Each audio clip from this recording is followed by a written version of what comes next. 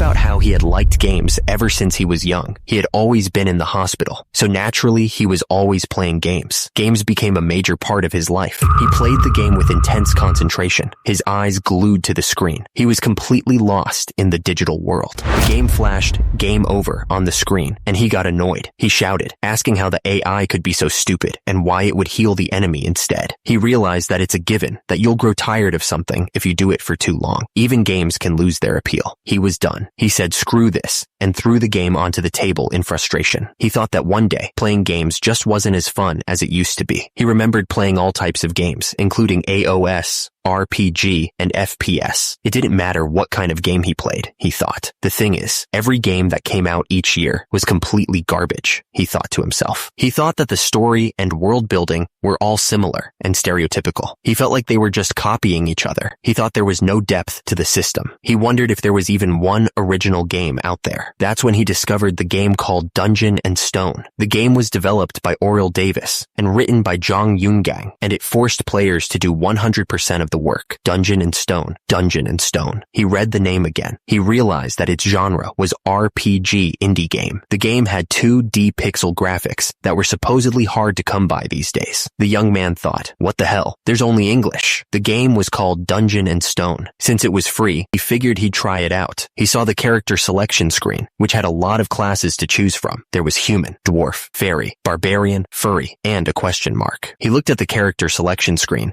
and saw the barbarian class. He figured he wasn't going to play much, so he'd just choose whatever. It had been a while since he played a vertical scroll game. The screen showed his character's stats, level 1, with skills like roar. The game suggested he find a right companion, and the young man realized that's what he was supposed to do. He thought the illustration was nice, but soon enough, he was getting really into the game. He looked focused and determined. He glanced at the clock and was shocked. What the hell? When did it get so late? He hadn't realized how much time had passed. He became obsessed with Dungeon and Stone. The game was so much fun. He was completely hooked. Dungeon and Stone had some interesting features. Some might call them unique. Others might call them absolutely garbage. The game required a NPC teammate. And in this game, when you die, you are really dead. No coming back. The only options were to start a new game or delete it. You had to start all over again. At first, it was fun. The young man yelled, saying he died because of the priests when he was almost there. He was furious. A woman in the room asked him to please be quiet. He apologized, saying he was sorry. He looked a little embarrassed. The young man muttered to himself that there was a trap, calculating that he needed to go up 3, left 4, and down 1. He looked focused, trying to figure out the solution. And later, he was just too stubborn trying to beat the game. He wasn't going to give up. Turns out it was such a failed game that there were no tutorials, neither in Korean nor English. Then, however long it takes, he would beat it on his own. He was determined to finish it. The young man looked serious, ready to face any challenge. He wasn't going to back down now. He thought back to when he first started playing the game in the hospital. He had no idea how much it would consume his life. From getting drafted as a public service worker to going back to university, graduating, going to interviews, getting assigned to a company, and going to and from work, he always had the game on his mind. He was obsessed with selecting his character, Furian or Polly, Barbarian, Furian, or Polly. He always continued to play Dungeon and Stone. It was the one constant in his life. He would always die and see the "you died" message. That's insane. He would just press the button to start a new game and keep playing. He died again and again and again. He checked the level and stats of his character. Level 7, ability 50, vitality 4, HP 140, comprehensive battle index 53. Then he died again at level 25. He just kept playing. 9 years passed in the blink of an eye. He had been playing this game for almost a decade. Finally, after all that time, the moment had arrived. He was so close to the end. It was the final boss room. He was about to finish the game. The gate of the abyss, Usaos, loomed before him. He could almost taste victory. He asked if anyone had seen that, if there were any other players who had gotten this far. He was the best. He shouted that he had sacrificed his 20s for this game. 9 years. He was so ready to finally beat it. Up on the screen, a message popped up. It asked if he wanted to enter the boss room. Of course, the answer was yes. The game warned that he might never come back if he went in there. It asked if he really wanted to enter. He wondered if it was because it was the final boss that it felt so ominous. The young man was not intimidated at all. He thought there was no way he wouldn't go in after getting this far. The screen flashed as it started loading. He didn't expect to win on his first try. He was going to gather as much info as possible to plan a strategy. The young man wondered how many patterns the boss would have and what its attributes were. It probably had an ultimate move too. He wondered what would happen if he just killed the boss in one go after all this prep. But then he was like, huh? Was it already done? That was why. The screen flashed a message. He had reached the abyss. He had been slow to catch on. The tutorial was complete.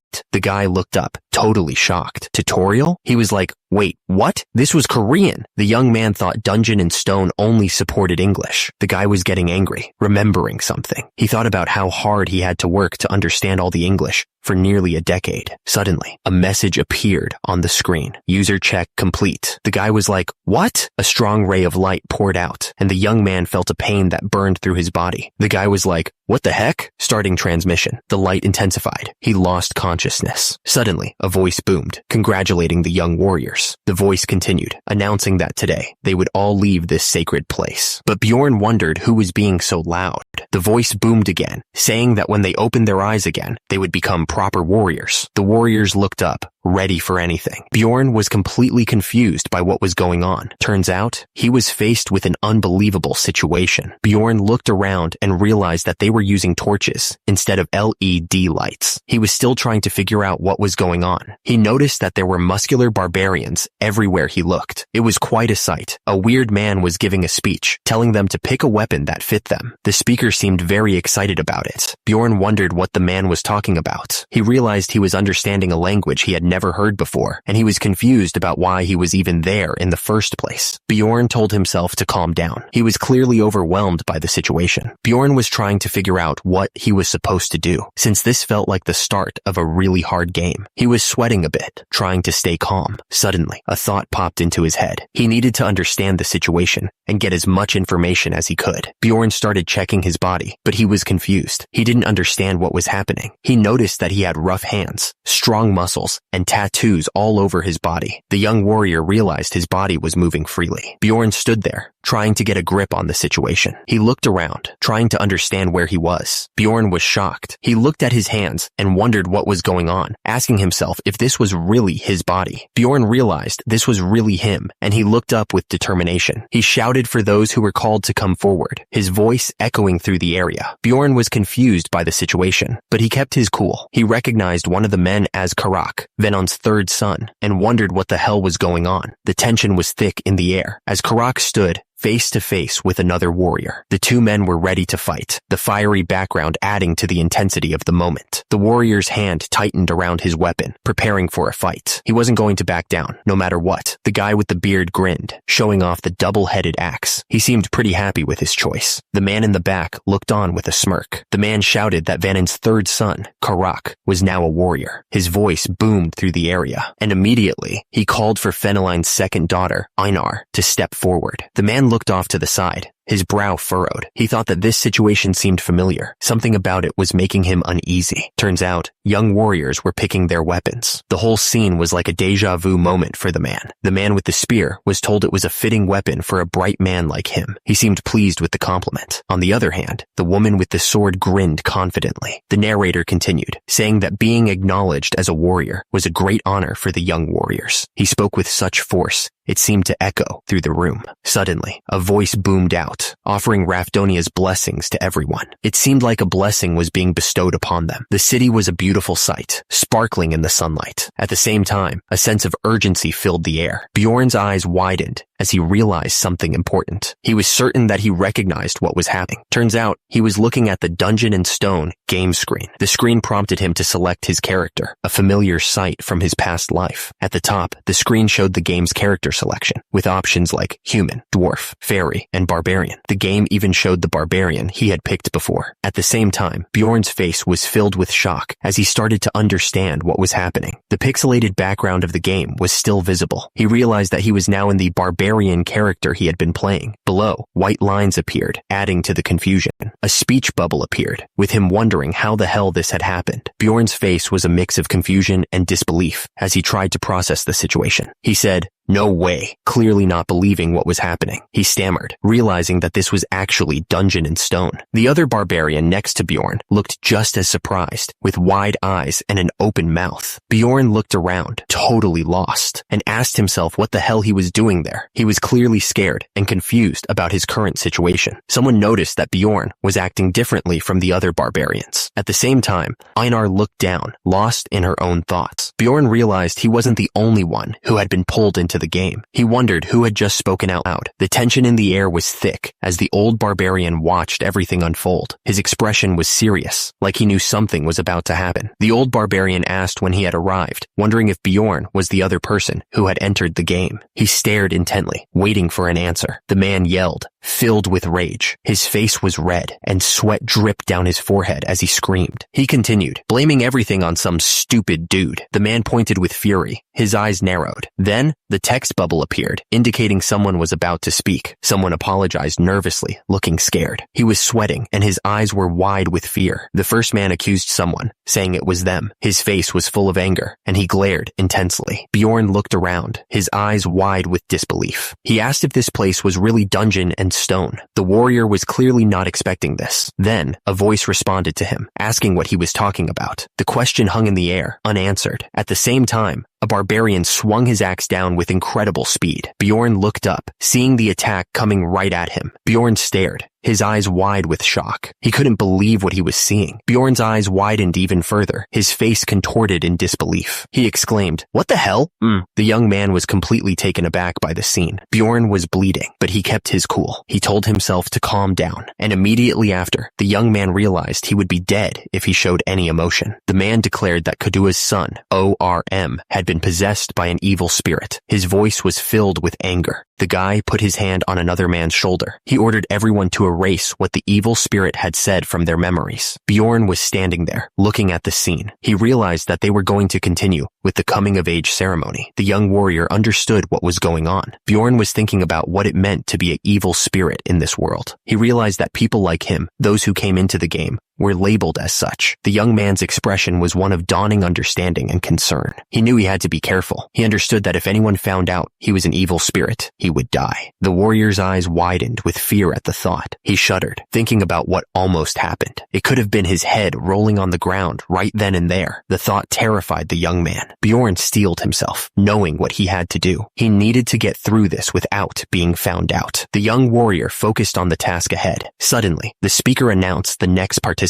He declared that Senik's fourth son, Sarum, should step forth. The crowd waited with anticipation. The speaker called out for the next contestant to step up. The crowd of barbarians watched with anticipation, their eyes fixed on the arena. The testers continued to shout for the next participant. They were clearly impatient to move on with the trials. Bjorn realized he didn't even know his character's name. The lack of information was starting to stress him out. Bjorn thought to himself that this damned game should at least tell him his name. He wondered if there was a stat window or something he could check. The warrior knew he couldn't just guess when his life depended on it. Bjorn knew the possibility was low, but this was the only way he had right now. He steeled himself, preparing to take a risk. The tester screamed for the next person to step up, giving them 2 seconds to respond. He figured that if no one answered, it could be another evil spirit, and he'd leave it to luck. At the same time, a pair of hands gripped each other in a firm handshake. The tester announced the next name, Bjorn, son of Jandel. He shouted it with enough force to shake the ground. A heavily tattooed, muscular arm tensed up. The warrior was getting ready to step forward. Einar and a group of other barbarians watched. They were waiting to see who would step up. 2 seconds had passed since the name was called. The tester was waiting to see if anyone would step forward. Meanwhile, the crowd of barbarians stood silently silently, waiting to see who would answer the call. Bjorn took a step forward, the sand crunching beneath his sandal. The tension was building as he moved to answer the call. Bjorn declared that was his name. He looked confident and ready to take on whatever challenge was next. But then he thought to himself that it was probably his name. He was still trying to figure out who he was in this new world. Bjorn stood face to face with a much older, bigger barbarian. The old man was huge, easily towering over him. The old barbarian stared down, his eyes narrowed with intensity. He looked like he had seen a lot of battles. Bjorn's face was covered in blood, but he didn't flinch. He kept his gaze steady, ready for whatever was coming. A voice echoed through the arena, calling him a young warrior. The old barbarian grinned, pointing towards something with a flourish. He shouted that it was time to pick a weapon. The voice boomed, declaring that Bjorn was Jandel's son. Bjorn looked up, a grin spreading across his face. He declared proudly that was his name. Bjorn looked down at his hands, his expression serious. He realized that he had to make the second most important choice. He thought about how barbarians didn't have magic, but they did have strong bodies. He was planning on raising his character as a close combat fighter. Bjorn narrowed his eyes, looking at the weapons in front of him. The young warrior announced that the weapon he would choose was this. The old man stroked his beard, looking thoughtful. He seemed to be thinking hard about something. Bjorn looked at the shield in his hands, a determined expression on his face. He knew this was the best choice he could make. Suddenly, a voice boomed out, declaring that Jandel's son, Bjorn, had become a warrior. The announcement echoed through the area, and immediately, a message appeared, stating that the synchronization was complete. It seemed like the game was registering his choice. The screen lit up with another message, confirming his overall item level was 24. The system also recorded his character information and daily log, sending the data to the administrator. Bjorn's character info popped up, showing his level was still 1. He saw that his physical stat was 25, and his mental stat was 35, with an ability of 1. His overall combat index was 67. The word Barbarian flashed on the screen. It was a reminder of the path he had chosen. He remembered when he first played as a barbarian. He thought it would be cool to use a greatsword. But the thing is, he ended up dying way too much. He just couldn't survive with that build. He was getting frustrated. He wondered how he needed to build this character so it could survive longer. He was tired of dying all the time. Dual axe, large hammer, flail. He was thinking about all the different weapons. Bjorn remembered trying different weapons and testing them all. But the thing is, it was all within the berserker meta.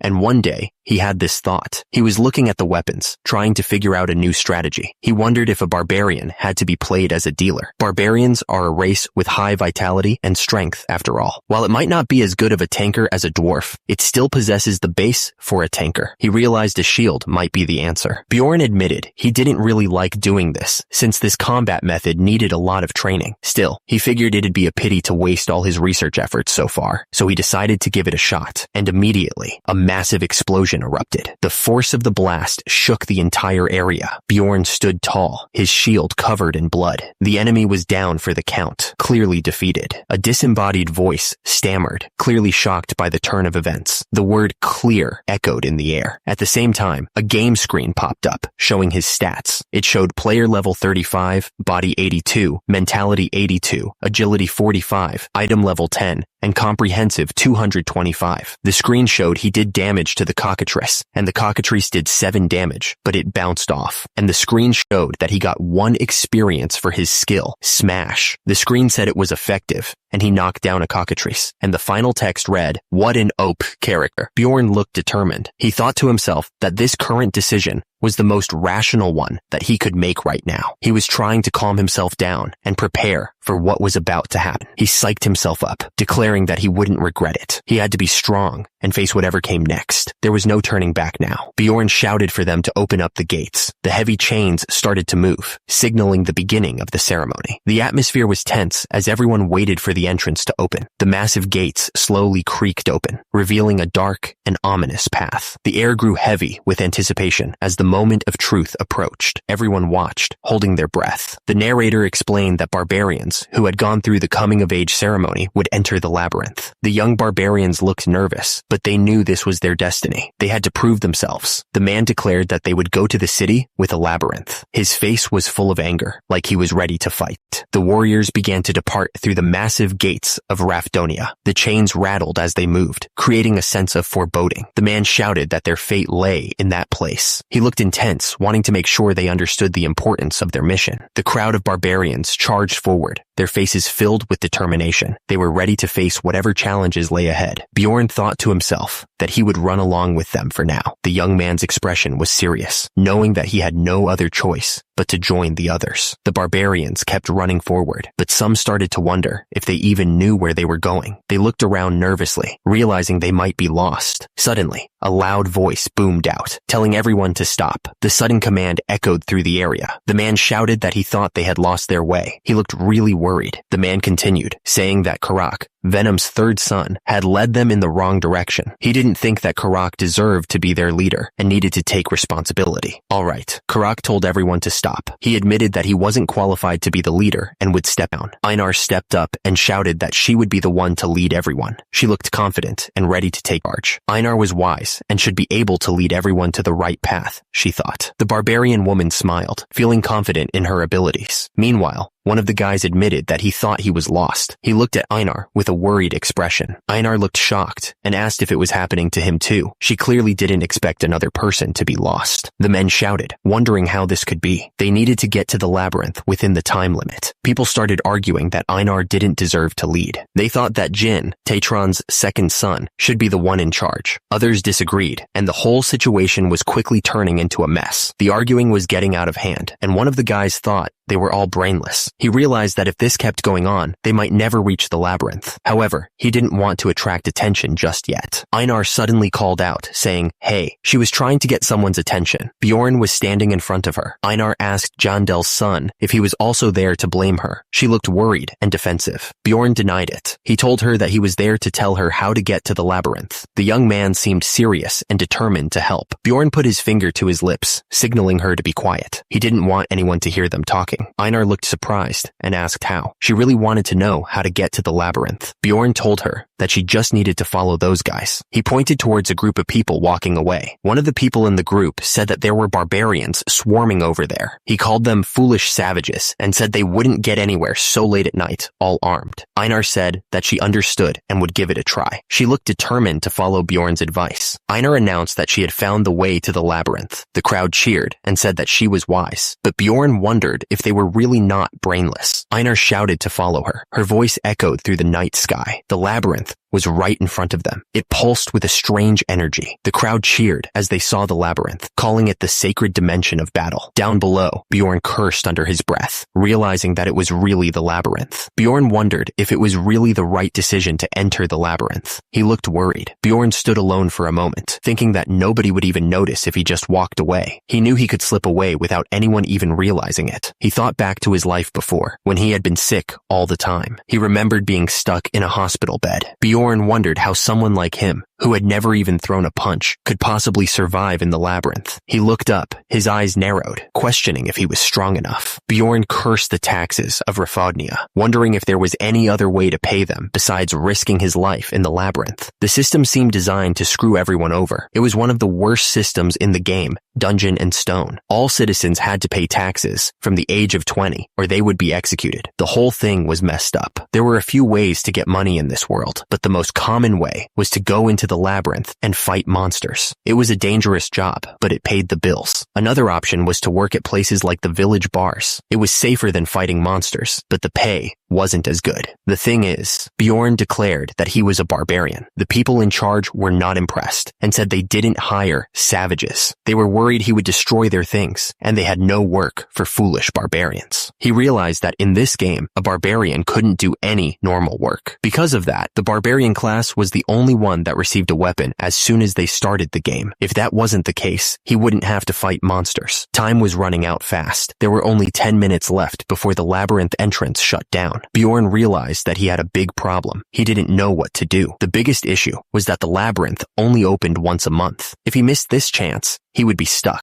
If he didn't go in this time, he would need to survive in this place for a month somehow. Bjorn wondered what would happen if he couldn't get any jobs because he was a barbarian, as the game designed. Even if he somehow survived for a month in the village, his condition would be the worst possible state. Bjorn knew that if he was going to go in, then this was the right time to do so, but he couldn't get his feet moving. Bjorn was starting to panic. He realized that this wasn't just a game anymore. His life was actually on the line. Suddenly, someone called out to him, identifying him as Jandel's son, Bjorn. The announcement made him even more nervous. Bjorn looked up and saw a girl with blonde hair. She introduced herself as Einar, Veneline's third daughter. Einar explained that she was actually the second daughter, not the third. She added that all the other warriors had already entered the labyrinth, and they were the only ones left, so they needed to hurry. Time was running out. There were only minutes left before the labyrinth closed completely. The portal was definitely getting smaller by the second. Bjorn told Einar to go in first, saying that he would follow right after. He looked at her, waiting for her to move. Einar nodded, saying all right. Einar stepped into the portal, ready to face whatever was on the other side. She looked back at Bjorn, thanking him for his help just now. She seemed grateful for his assistance. Bjorn replied that there was no need to thank him. He stared straight ahead, his expression unreadable. The young man seemed focused on the task ahead. Einar then asked a question, wanting to know what she needed to do to become wise like him. She admitted that she had never seen a barbarian as clever as him before. The girl added that she wanted to become like him. Bjorn looked to the side, a strange expression on his face. He told her that she needed to be reborn again. The warrior's tone was serious, but also a little sarcastic. Bjorn gave a vague answer to Einar. He told her that she must always think before she acted. The young man seemed to be trying to sound wise, but also not give away too much. Einar thanked him for the advice. She told him that she would make sure to repay him for his help if she made it back from the labyrinth. The girl had a bright smile on her face. Bjorn questioned if she would make it back. He seemed surprised by her lack of confidence. The warrior then explained that in the game, barbarians were people that didn't know fear. Bjorn then asked Einar if she was also afraid of dying. He stared at her intently, waiting for her answer. The young man seemed to be trying to gauge her true feelings. Einar didn't respond immediately. Her mouth was slightly open, as if she was about to say something, but stopped herself. The girl seemed to be struggling with what to say next.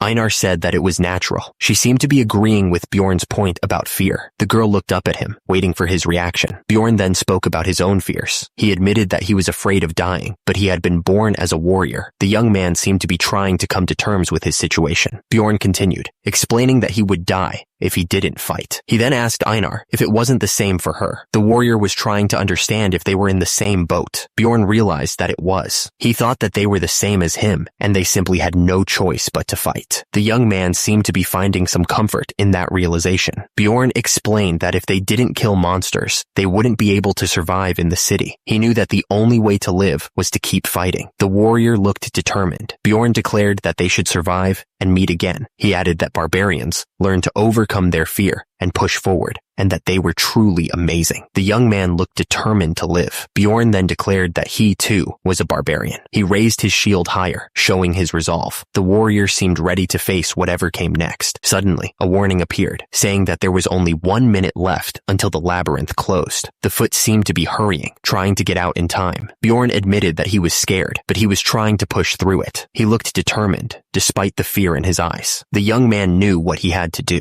The warning appeared again, shouting that the labyrinth was closing soon. The energy crackled around them. It was a race against time. Bjorn declared that not only did he have a strong barbarian physique, but it was dangerous. He asked everyone to stand back. The young man added that he also had the knowledge that he gained from raising thousands of characters. Bjorn grinned, saying that he was definitely going to survive in this place. He looked confident, ready to take on whatever challenges lay ahead. The warrior seemed sure of his abilities. Suddenly, a message popped up, announcing that they had entered the level 1 crystal cave. The place seemed quiet and still. It was a new beginning. Bjorn stared intently at something in the distance. The tension in the air was thick. He was clearly focused on whatever he saw. Bjorn looked genuinely surprised by something he saw. He wondered what it could be. The young man seemed caught off guard. Bjorn looked around, completely disoriented. He shouted, wondering where the hell he was. The warrior was clearly confused and trying to figure out his surroundings. Bjorn thought that he was an expert when it came to dungeons and stones. He seemed confident in his skills. That's how he came up with this conclusion. He looked serious, like he had a plan. He figured that if he combined the strong body of a barbarian with his game knowledge, at the same time, he was remembering his past. He thought he could survive. That's what the young man thought back then. Bjorn realized he couldn't see anything at all. He looked absolutely furious. Einar was ready for anything. She looked confident, like she knew what was coming. The other barbarians with her were also prepared to fight. Based on the game designs, this was something he was familiar with. Because there are crystals stuck on the walls of level 1 of the labyrinth, there's no real need for torches. At the same time, Bjorn was thinking about the game map. Wait, don't tell me that this area is the darkness region. He seemed shocked by this. The place that's on the furthest outskirts of Labyrinth Level 1, the super rare area that doesn't have light. This was bad news. But the darkness region isn't usually the start point though. He seemed confused by this. No, this is the real world, so nothing's guaranteed, he realized. Since the start point is random, it's possible for someone to start in the darkness region, unlike how it was in the game. For now, he thought, he needed to check his status window, equipment window, character information, status, inventory, skill, daily log. Bjorn cursed under his breath. Nothing's working as expected, he thought, looking furious. Bjorn figured there was no point in staying put. He decided to try moving in a direction first, hoping it would lead somewhere. He started crawling forward, carefully feeling his way through the dark cave. The young man was hoping to find a way out of this place. Bjorn wondered if he was moving too slowly and considered crawling faster, but he knew he needed to be cautious, just in case there were any hidden dangers. Bjorn suddenly gasped, his eyes widening in terror. He realized something was terribly wrong. Turns out, he'd stepped right into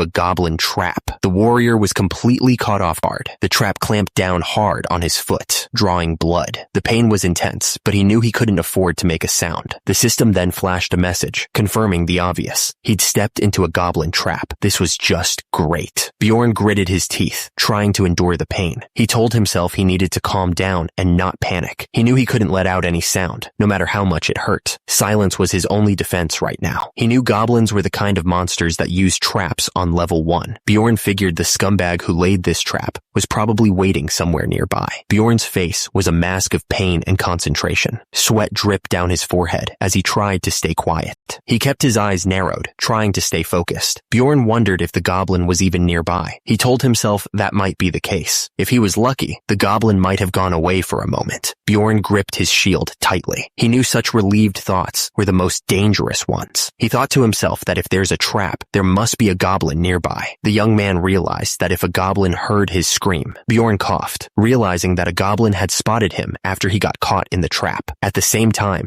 the goblin stood there with glowing red eyes, ready to attack. The goblin's face was grotesque, its sharp claws ready to tear him apart. It would wait for him to lose his strength while waiting in the darkness. Bjorn knew that he mustn't make a sound. He realized that this was how Dungeon and Stone worked. In that case, the young man decided to do what was necessary first. There was paralyzing poison in the trap, which annoyed him. Bjorn thought that if they had given him leather boots instead of useless sandals like these. As a result, he found himself annoyed at the situation. Bjorn told himself, what the hell? What's the point of saying all this now? He knew he needed to stop whining and get moving already. Bjorn knew that if he needed to fight, he had to do it quickly. He looked absolutely furious, ready to take on whatever was hiding nearby. He told the hidden enemy to come on out. The poison from the trap was already making his feet bleed. It seemed the poison was spreading. Bjorn realized that his right foot had gone numb. Bjorn knew the enemy was already hiding out there. He thought that he didn't even feel fear because of the paralyzing poison, which he guessed was a good thing. Bjorn was getting annoyed by the silence. He shouted, demanding that the scumbag come out already. Bjorn wondered if he was just imagining things. He thought maybe there wasn't a goblin there at all. He looked around suspiciously, trying to see if anything was hiding. Bjorn kept thinking to himself, even if he was acting like a fool, he knew he had to be careful. Bjorn told the enemy to just stay where it was. He said that he was gonna leave. The barbarian looked serious, like he meant it. Bjorn thought that he would become an idiot who survives. He was determined to live, no matter what. Bjorn suddenly insulted the hidden goblin. He told the enemy that its mother was a goblin. The young man's foot was still bleeding from the trap. Bjorn kept insulting the goblin's family. He said its father was a goblin too. The barbarian realized this was dangerous, since his bleeding wasn't stopping. He added that its sibling was also a goblin, and he was starting to feel like his brain had been dipped in alcohol. That's why he was also calling the goblin a goblin. The goblin was huge, towering over Bjorn from behind. It was clear that he was in serious trouble, facing such a massive enemy while weakened. Suddenly, Bjorn's eyes widened. He heard footsteps nearby, alerting him to the immediate danger. Then, a voice boomed, declaring that it moved. The threat was getting closer. Bjorn asked what was wrong. He wondered if the goblin couldn't take him insulting its family. The young man realized the footsteps came from behind, and the goblin probably came closer because he was getting further away from it. Bjorn realized that even though he knew something something was there, it was still hard to see. He told himself he needed to run faster. He looked around nervously, trying to figure out where the threat was coming from. Bjorn started running. His feet splashed in the water, and he could feel the blood still flowing from his wounds. He knew he couldn't keep this up for long. He kept running. The sound of his bare feet hitting the stone floor echoed through the cave. The barbarian was trying to put as much distance as possible between himself and whatever was chasing him. Bjorn collapsed on the ground, exhausted. He looked over and saw the goblin standing a short distance away. The young man knew he was in trouble, but he was too tired to move. Bjorn realized that whatever was following him was keeping its distance. He noticed that when he stopped, it stopped too. The fighter was starting to think he was dealing with something smarter than he expected. The goblin looked down on Bjorn, clearly enjoying his suffering. It was rejoicing, watching its prey bleed out. The little scumbag was probably waiting for him to die slowly, terrified by its laughter. Bjorn realized the goblin was smarter than he thought. He figured the little creep wasn't even bothering to hide anymore. The young man decided it was time to change his strategy. Bjorn suddenly stood up, surprising the goblin. He let out a yell as he charged forward. The barbarian wasn't going to let the goblin have its way, but Bjorn immediately collapsed, his legs giving out. The attack had clearly taken a lot out of him. The fighter was still badly injured. Bjorn thought to himself that his prey had collapsed just as it wished. He was setting a trap for the little monster. The young man was going to make it pay. The goblin stood over Bjorn's hand, looking down at him. The little monster seemed to be enjoying the situation. It was probably wondering if Bjorn was still alive. The goblin suddenly shouted for Bjorn to come closer. It was clearly trying to lure him into another trap. The little scumbag thought it was so clever. Suddenly, a rock hit Bjorn on the head. He realized what the goblin was doing. The young man was starting to understand how smart these things really were. Bjorn thought to himself, was the goblin really throwing rocks at him to see if he was dead? He was starting to think this was more than just a dumb monster. Bjorn realized that the goblin was smarter than he expected. He thought to himself that they were definitely more intelligent than barbarians. The warrior was starting to get worried. Suddenly, a warning flashed, declaring that something was coming. The message was clear, but what exactly was on its way? Then, the sound of something crawling nearby echoed through the cave. A goblin was standing over Bjorn, holding a small axe. The little monster was ready to strike. The goblin reached down and touched Bjorn's face. It was checking to see if he was really dead. The barbarian's eyes suddenly flashed red. Bjorn suddenly stood up. He looked down at the goblin, his eyes burning with anger. The young man greeted the monster with a dark expression. Bjorn shouted that the goblin was a scumbag. He was furious that the monster had tried to trick him. The warrior was ready to make the goblin pay. Bjorn was ready to strike. He moved with incredible speed, his fist aimed right at the goblin's head. The barbarian was about to deliver a devastating blow. The goblin realized his reach was too short. He was panicking because he couldn't escape the incoming attack. At the same time, Bjorn was confused. Bjorn asked what was happening. Red energy was flowing around his hand. The young man didn't understand what was going on with his body. Bjorn realized his body was moving by itself. He was completely shocked and had no idea why. The warrior was losing control. Bjorn's fist continued to move forward. He was still paralyzed, unable to stop the attack. The young man felt like a passenger in his own body. Bjorn's fist crashed into the ground with incredible force. The impact sent tremors through the cave, and dust flew everywhere. Bjorn realized he could vividly sense the goblin's movements. He felt stronger than ever before. The young man was ready to take the fight to the goblin. Bjorn thought that this body was way different from the sick one he had in the hospital. He declared that the goblin was the prey now. The warrior was feeling confident. Bjorn shouted that this was the body of a barbarian. He let out a wild yell, feeling the power coursing through him. The young man was ready for action. Bjorn stood panting over the fallen goblin. He was catching his breath after the savage attack. The barbarian had won. Bjorn was panting hard, trying to catch his breath. He was covered in sweat and grime, clearly exhausted from the fight. The barbarian was breathing heavily. Bjorn slammed his fist into the ground with a loud thud. The force of the impact shook the earth around him. The young man was letting out his frustration. He punched the ground again, even harder this time. Dust and small rocks flew up from the impact. The warrior was furious. Bjorn looked down at his hands, clenching them into fists. He was trying to control his anger. The young man was clearly struggling with something. Bjorn punched something with incredible force, sending debris flying everywhere. The impact echoed through the cave. The barbarian was unleashing his rage. The screen popped up, telling him he had defeated a goblin. Turns out he got EXP +1 for that. Bjorn was kneeling on the ground, panting. He was still paralyzed from the trap,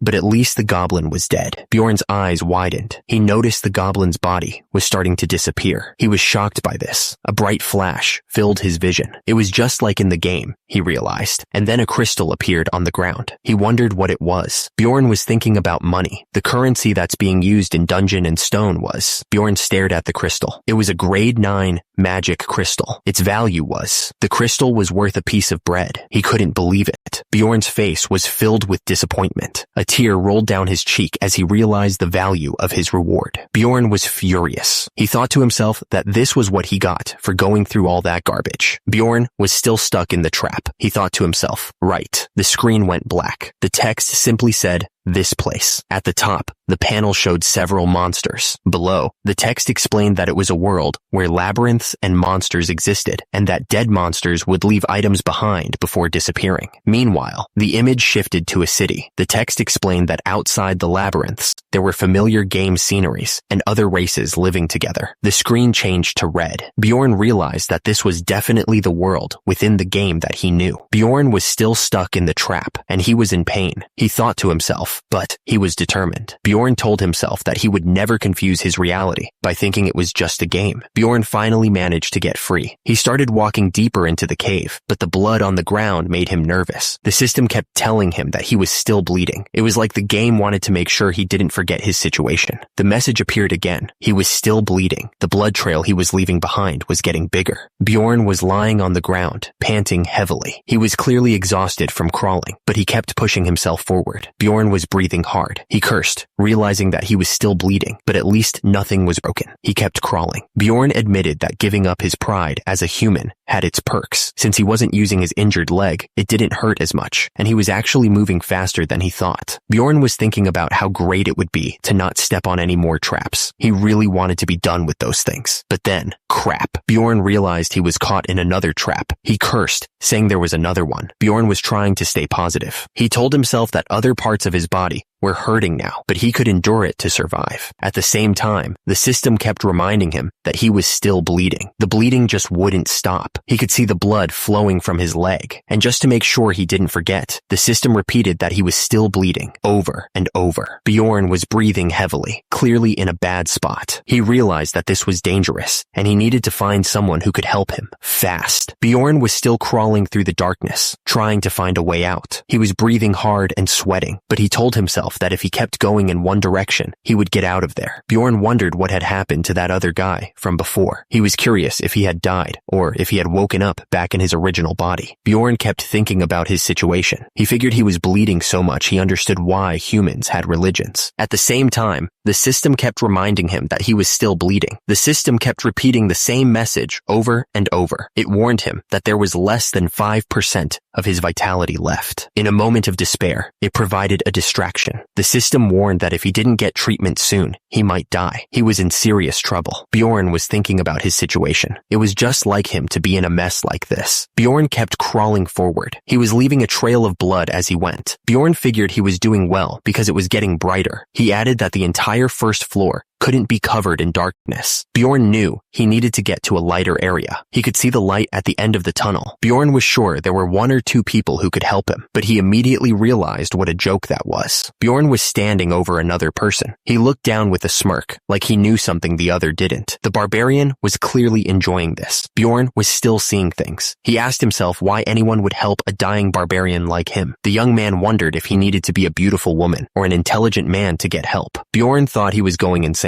He said that he guessed he was pretty smart, since he was talking to himself. The fighter wondered what he was going to do if he didn't keep going forward, saying he needed to do something. He figured he was seeing illusions now. He had to push forward. Bjorn was starting to lose it. He figured he would probably run into a monster before he encountered a human. The young man hoped he would at least have better vision than now. Bjorn was sure he was going crazy from losing too much blood. He told himself that he needed to survive no matter what. Then he questioned himself, wondering how he could possibly do that in his current state. And immediately, he heard a voice in his head calling him a loser and saying he was about to die. It told him to just give up and be comfortable. Bjorn refused to give up no matter what. He wouldn't let this beat him. The barbarian was determined to survive. Suddenly, a light appeared. A warning popped up, saying that less than 4% of his vitality remained. Bjorn was breathing heavily, his eyes wide with fear. He pleaded for anyone to help him. Suddenly, a group of adventurers appeared above him. They were all staring down, seemingly surprised by what they saw. One of the adventurers, Drouse, pointed down. He told the others that there was a dying barbarian over there. Another one asked if it was a barbarian. A warning popped up, saying that less than 4% of his vitality remained and that he was still bleeding. Then another warning appeared, saying that less than 2% of his vitality remained. But he got an achievement. His mental stat would keep rising by 1. Bjorn looked up at the adventurers with a pained expression. He thought to himself that the guy looked like a novice. The barbarian then pleaded for them to help him, calling them jerks. One of the adventurers wondered if it was suspicious. The situation seemed strange to the group. One of the adventurers looked down, confused. He wondered out loud how a novice could have gotten there faster than they did. The adventurer seemed annoyed by this. Back on the ground, Bjorn was struggling to speak. He tried to say something, but all that came out was a pained groan. It was getting harder to stay conscious. Bjorn's face was covered in blood and sweat. He gritted his teeth, trying to endure the pain. Every breath was a struggle. Meanwhile, the adventurer was still staring down at him. Bjorn, desperate, cursed and demanded that they stop staring and help him. He was running out of time. The adventurer looked down with a sly smile. He seemed to be enjoying Bjorn's suffering. Something wasn't right about this guy. One of the adventurers asked Priestess Ursina if she could heal the injured man. Bjorn, who was lying on the ground, was shocked. He thought to himself, "What? A priestess? There's a priestess in your party?" The priestess looked down, and Bjorn realized that if they had a priestess, they must be pretty strong. He thought he was saved, but then he immediately refused the help.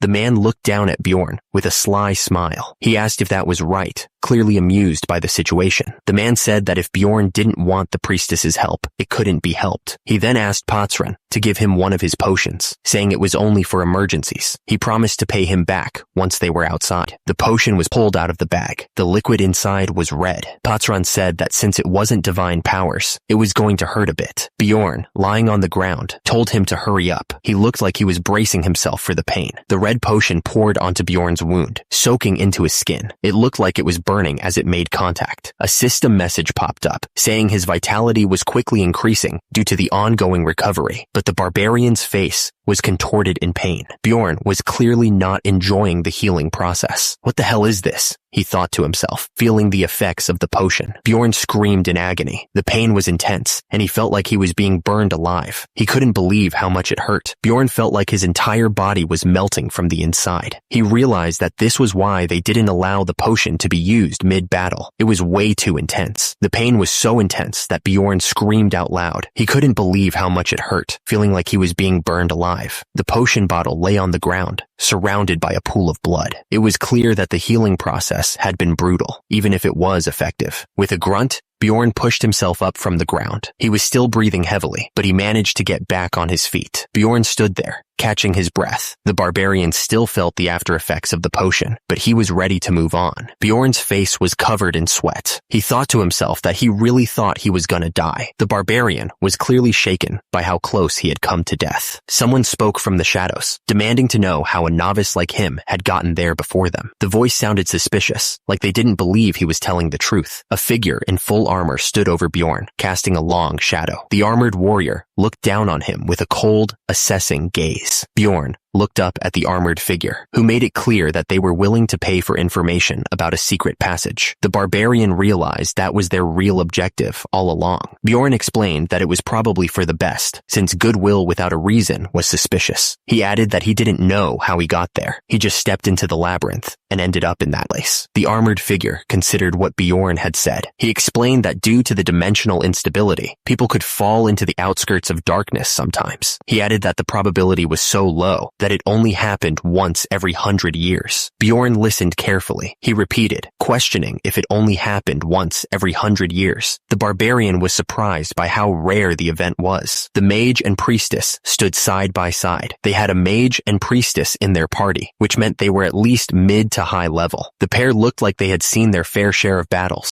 Drows. Bjorn thought to himself about what the armored figure had said. He couldn't believe that he just happened to experience something so rare on his first trip. The young man was starting to think he was incredibly lucky, or unlucky. The barbarian continued to think. He wondered how he had experienced something that the mage and priestess hadn't even seen before. This was all too strange for him. Drows thanked Bjorn for the interesting story he had told them. He looked at the barbarian with a slight smile. Drows told Bjorn that he could leave and not worry about paying for the potion. He gave off a sinister smile. Bjorn thought to himself that time spent in the labyrinth was as precious as gold. He looked at the ground, thinking. The party left Bjorn to recover on his own. Because of that, he thought it was a miracle they had spent so much time on him to begin with. Bjorn was thinking he should be happy that he survived. He was lucky to be alive. Bjorn stood there, covered in blood. Turns out, he hated being pitied. It felt disgusting to him. Meanwhile, the group of adventurers continued their trek through the cave. They seemed to be making good progress, heading deeper into the labyrinth. One of the men was saying that the barbarian was really lucky. He went on to say that if the guy had stepped on a goblin trap on the first floor, he would have died eventually. He was lucky he met them. The man's companion chimed in, saying it was lucky that he met Drows, not him. He added that he didn't even want to use his potion because he was too cheap. He then asked the priestess if she didn't think so too. The priestess, Ursina, remained silent, her expression unreadable. She just stared ahead, seemingly lost in thought. Patran scoffed, asking if the others thought everyone was like them. He argued that if it weren't for the temple's rules, Ursina would have already healed the barbarian. He then questioned if that was really the case, saying he'd met so many two-faced people. Patran told Drows that he should learn a thing or two from him. He pointed out when Drows had asked if there was a secret passage out of consideration. Patran emphasized that barbarians don't like receiving help from others. Drows chuckled, saying that Patran was too kind. He seemed to be enjoying the conversation and the praise. One of the men wondered when the barbarian's blood trail was going to end. He asked if it hadn't been a while already, sounding impatient. The speaker said that judging from the barbarian's mentality so far, he didn't think he was all that lucky, like the first man said. The man added that he was sure the trail ended somewhere around there. One of the people in the group stated that if they were going to take the shortcut, they needed to turn there. He added that it was nice having a guide. The speaker seemed grateful to have someone who knew the way. One of the women exclaimed that Drows was incredible for memorizing the entire map of the first floor. She pointed out that most guides only knew the rough direction. The other woman asked if that was so, looking impressed. Drows listened to their praise with a thoughtful expression. He seemed to be considering their words carefully. His eyes narrowed slightly. One of the men observed that he thought they were the first ones there. He was glad that they had hurried. The speaker seemed relieved that they had arrived before anyone else. Someone reached out and touched the stone structure. The hand lingered there for a moment, as if feeling the stone's energy. The portal to the second floor was right in front of them, shining with a powerful light. One of the men reached out, ready to take the next step.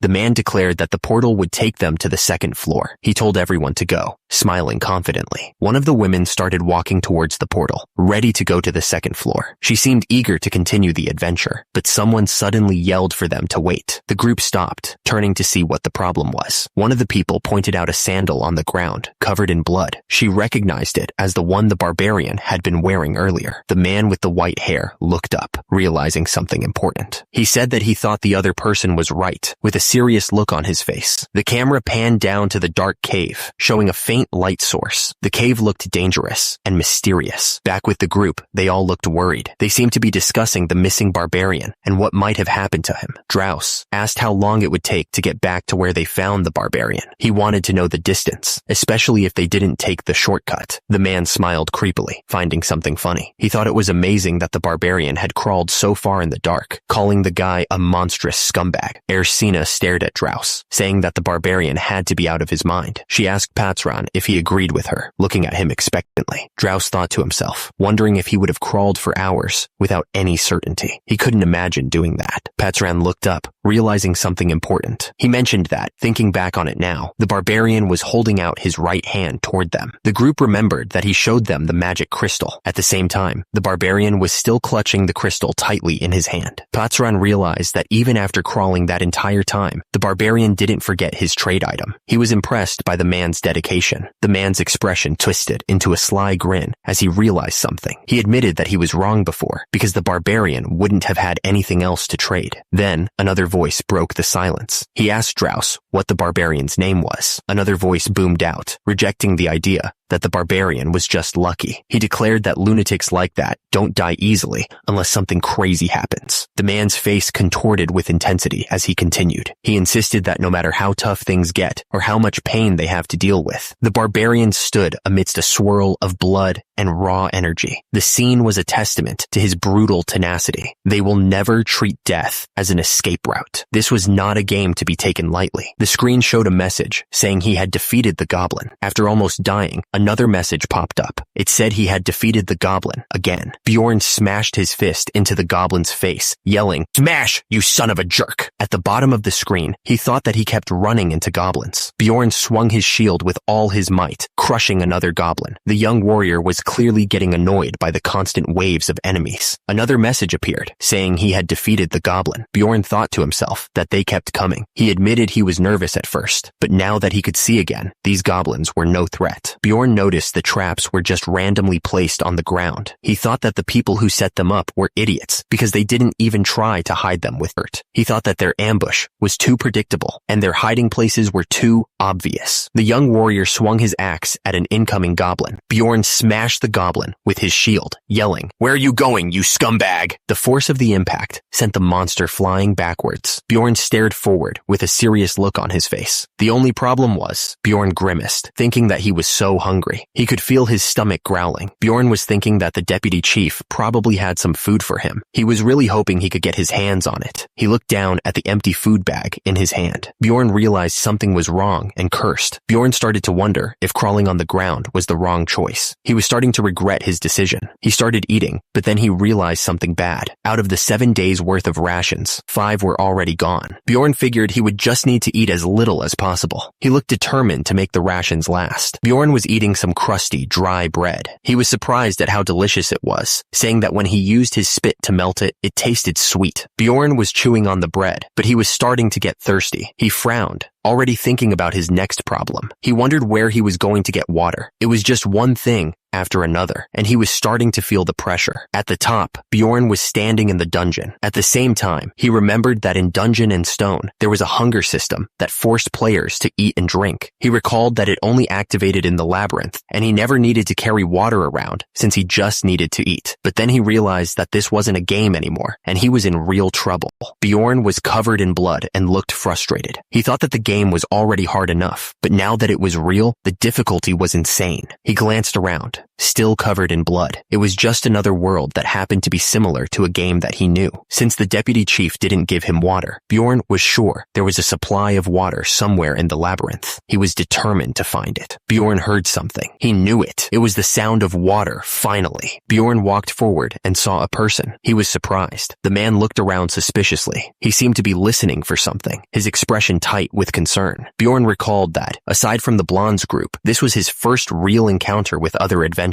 He was starting to get a feel for how things worked in this world, but there was no conversation, he realized. Bjorn stood on the stairs, surrounded by glowing crystals. Another man walked away without a word. He kept his head down, focused on moving forward. It was as if there was an unspoken rule not to interact with other adventurers unless it was absolutely necessary, Bjorn thought. He wondered what was behind that. Bjorn counted the red gems one by one, his fingers stained with blood. He muttered the numbers under his breath, focusing on the task at hand. The barbarian sat cross-legged, looking down at the pile of gems with a satisfied expression. He thought that he had collected a lot. He started thinking back on how he was dying, which was an impressive situation. But there was another problem. Bjorn was so tired. He had hunted so many goblins, so it was a given that he was really sleepy now. There were 2 ways in which you can sleep in the labyrinth, he thought. First, you leave your life in the hands of God and sleep. Or second, Bjorn looked at the group and proposed that they become allies. He suggested that they find allies to protect each other in this dangerous place. One of the group members stammered, apologizing to Bjorn. He seemed nervous and scared. Another member of the group interrupted, saying that they already had all the necessary members for their party. He looked at Bjorn with a mix of fear and annoyance. The group stated that their party was full and they weren't keen on barbarians. One of them even complained about the stench of blood coming from him. Bjorn was left standing alone, the rejection hanging in the air. He didn't say anything, but the silence spoke volumes. Bjorn was thinking about how he couldn't believe he was rejected by everyone. He was clearly upset by their decision. Bjorn was looking absolutely furious. Blood splattered on his face. He cursed those scumbags under his breath. He thought to himself that it wasn't like he was asking to join their party officially. The barbarian just wanted to be temporary allies to spend the night. Suddenly, someone called out to Bjorn. He turned around, curious about who was talking to him. The person asked if he was perhaps. The man approached Bjorn with a smile, asking if he was looking for an overnight companion. He seemed friendly enough, but there was something off about his eyes. Bjorn looked absolutely furious. Blood still splattered on his face. He asked what the man had just said, wondering who the hell this guy was. The man kept smiling, saying he guessed Bjorn wasn't looking for an overnight companion after all. He had thought he could get some sleep, since the barbarian seemed reliable, but apparently not. Bjorn realized that was what the man meant. He thought to himself that the guy should have just said so. Bjorn looked directly at the man, stating that he was indeed looking for an overnight companion. He was trying to figure out what the guy's angle was. Turns out, in the game, a night companion is a real thing. It's an actual job. Hans seemed relieved to hear that. He invited Bjorn to stay with him, explaining that he had been thinking it was something else. The guy admitted that hearing it in person made it sound kind of perverted. Bjorn agreed to stay. He introduced himself as Bjorn, the son of Jandel, trying to sound as barbarian-like as possible. Hans said he would just call him Bjorn. He added that it was best to have 3 night companions, but he didn't want to waste time looking for another one.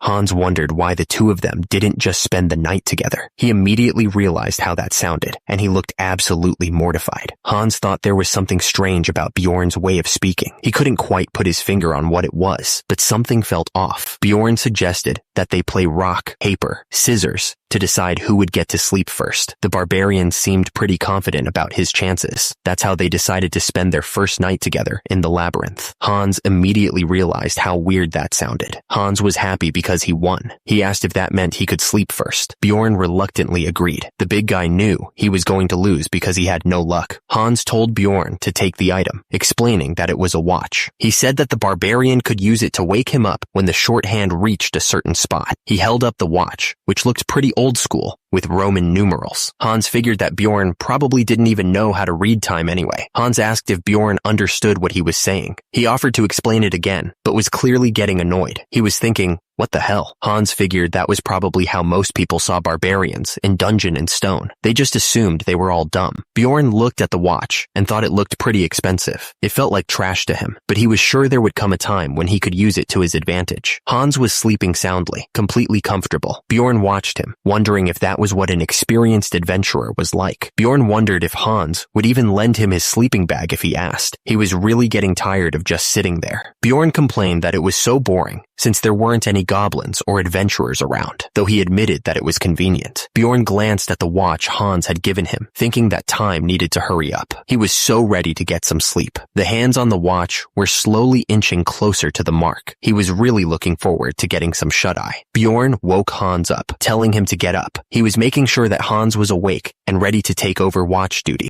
Hans answered that nothing had happened while Bjorn was sleeping. The man seemed all right, though Bjorn was still a little suspicious. Bjorn told Hans that he should get some sleep too, and that he'd wake him up in 2 hours. The barbarian seemed to be in a good mood. Bjorn thought to himself that there was no way he could rest. He was too on edge to be able to fall asleep. The young warrior knew he couldn't let his guard down. He had a bad feeling about the dungeon. Hans noticed that Bjorn hadn't broken the bottle. He was already suspicious of the guy, thinking to himself, how can I trust someone I just met? At the same time, loud snores filled the air. Bjorn was already asleep. The big guy was out cold, covered in blood. He looked completely exhausted. Bjorn continued to snore. He was sleeping like a savage who'd had a long day. Hans watched him. His eyes narrowed. He hoped Bjorn wouldn't notice that he was still awake. Hans watched Bjorn sleeping and thought to himself that barbarians were a funny species. He figured that his act was working like a charm. It was easy to see what they were thinking, since they assumed that barbarians were simpletons. Hans continued to watch the sleeping Bjorn. He thought, Alright, the dumb barbarian is sleeping like a log. Hans was still wide awake and thought that since he was so open, he was sure Bjorn would act if he had ulterior motives. The guy was ready to catch him in the act. Suddenly, a voice boomed, demanding that someone show themselves. Bjorn suddenly stood up, looming over Hans. The big guy declared that he didn't sleep a wink. Bjorn was wide awake, thinking that for 2 hours, the other guy didn't do anything. He was starting to get annoyed. Hans was sleeping soundly. He thought to himself that he should have slept, questioning what the hell he was doing. But there was no way Bjorn would let his guard down so easily around a complete stranger. The barbarian couldn't sleep until he decided if Hans was trustworthy. Bjorn was starting to feel like he was going to die from fatigue. The poor guy looked exhausted. He couldn't fall asleep. The warrior's eyes were wide open, staring into the darkness. Bjorn suddenly shouted. He looked absolutely furious, his face contorted in anger. Hans was standing next to Bjorn, touching him with a smile. The barbarian looked exhausted, covered in blood and dirt. Bjorn started to speak, pausing mid-sentence. He seemed to be struggling to find the right words. Bjorn insisted that he wasn't sleeping. He told the other guy to wipe the drool off his own face first. Hans apologized, saying it was all right, and thankfully nothing happened while he was sleeping, so he wouldn't say much. But Bjorn was still looking at him with suspicion. Bjorn thanked him. He offered to stand guard if Hans wanted to sleep more. Bjorn's face was still brutal, and he looked pretty intense. He was clearly on edge, even after the fight. Hans insisted that he was all right. He told Bjorn that he looked tired and should sleep, since it was his turn to stand guard. Bjorn looked at him. He just said thanks. Hans suddenly asked if he was maybe looking for an overnight companion. He added that he seemed nice, and his name was Hans. Hans thought back to how Bjorn had spoken to him first when he was in a tough spot. He also didn't blame him for falling asleep. He was really starting to like this guy. Hans considered that Bjorn had said it was all right, and thankfully nothing happened while he was sleeping, so he wouldn't say much. Plus, he refused to be compensated for his mistake. Hans was really impressed. Bjorn was lying down, exhausted. He was thinking about the game he knew, Dungeon and Stone. Bjorn realized that in the game, there was no one this nice. He was clicking through his memories, trying to figure it out. The words appeared on the screen. That is this nice. Bjorn started to wonder if Hans was playing some kind of trick. Hans looked up at Bjorn, who was already awake. He asked if he was up. Hans wanted to know why he didn't sleep longer. Bjorn was already holding his hammer, a small smile on his face. The big guy looked like he was ready to get back to work. Bjorn was still lying down, covered in blood. He looked pretty beat up, but he was still smiling. Bjorn didn't waste any time. He swung his weapon with incredible force, the blow carrying enough power to crush stone. The impact sent shockwaves through the air. The enemy took the full force of the attack. He cried out in pain as the blow landed, staggering backward from the sheer power. The enemy was stunned. He stammered, pointing out that Bjorn had dodged the attack. He couldn't believe what he was seeing. Bjorn glared at the enemy, his eyes filled with rage. The warrior was covered in blood, but he seemed unfazed, ready for another attack. The enemy started to speak, trying to get Bjorn to listen. He wondered if the guy was trying to make up some kind of excuse. The guy on the ground was trying to crawl away, clearly regretting his life choices. He shouted, wondering how stupid he could have been. Bjorn didn't give him a chance to escape. He swung his weapon down with full force, the sound of the impact echoing through the dungeon.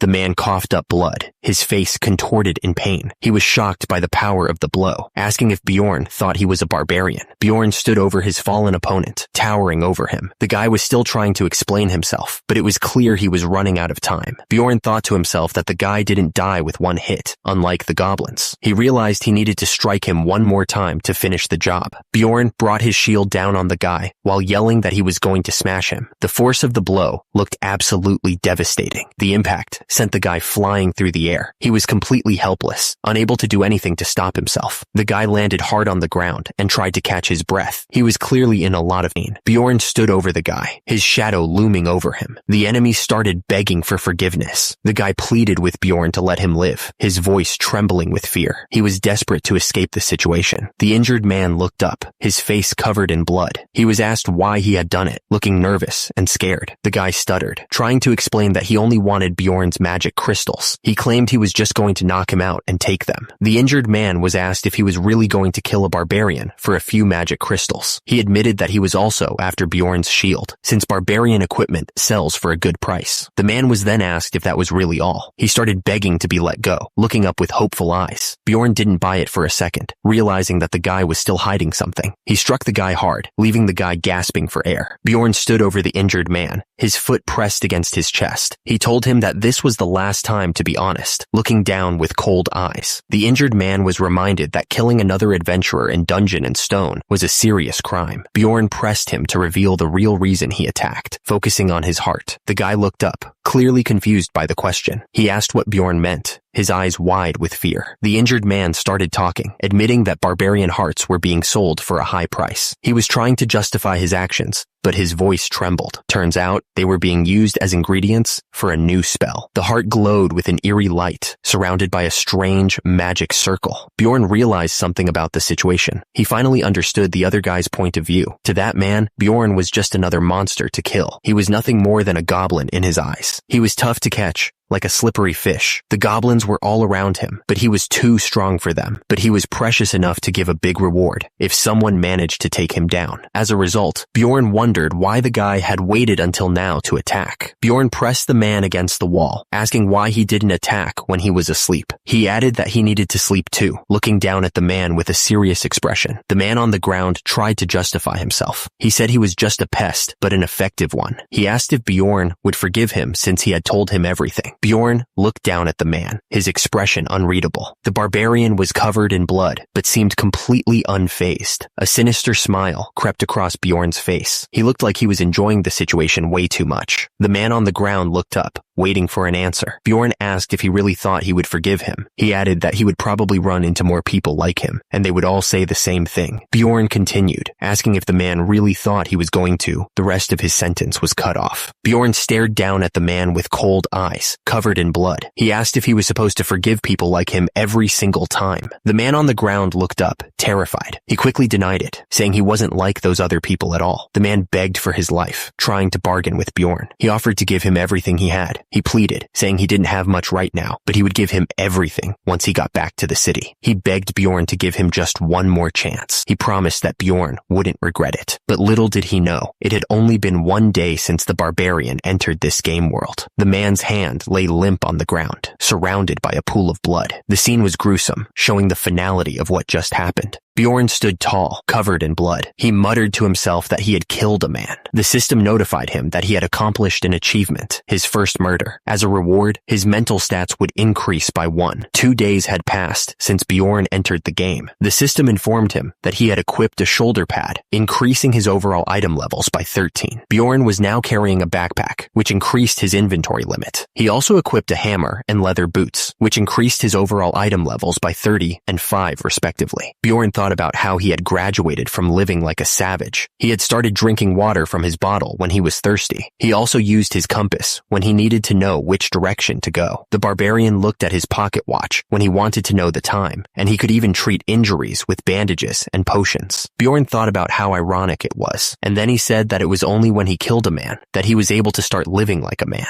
He walked away into the darkness. Bjorn checked his stats again. He saw that his mental stat had increased by 1, and his item level had jumped to 72. His overall combat index was now 81. Bjorn swung his hammer with incredible force. The goblin didn't stand a chance, disappearing in a cloud of dust after the powerful hit. Bjorn thought about how the goblin disappeared with just one hit of his hammer. He wondered if he should have chosen weapons from the start. He didn't know he'd be so good at fighting back then. Bjorn stood in the cave, his back to the viewer. 2 goblins stood before him, ready to attack. The tension in the air was thick.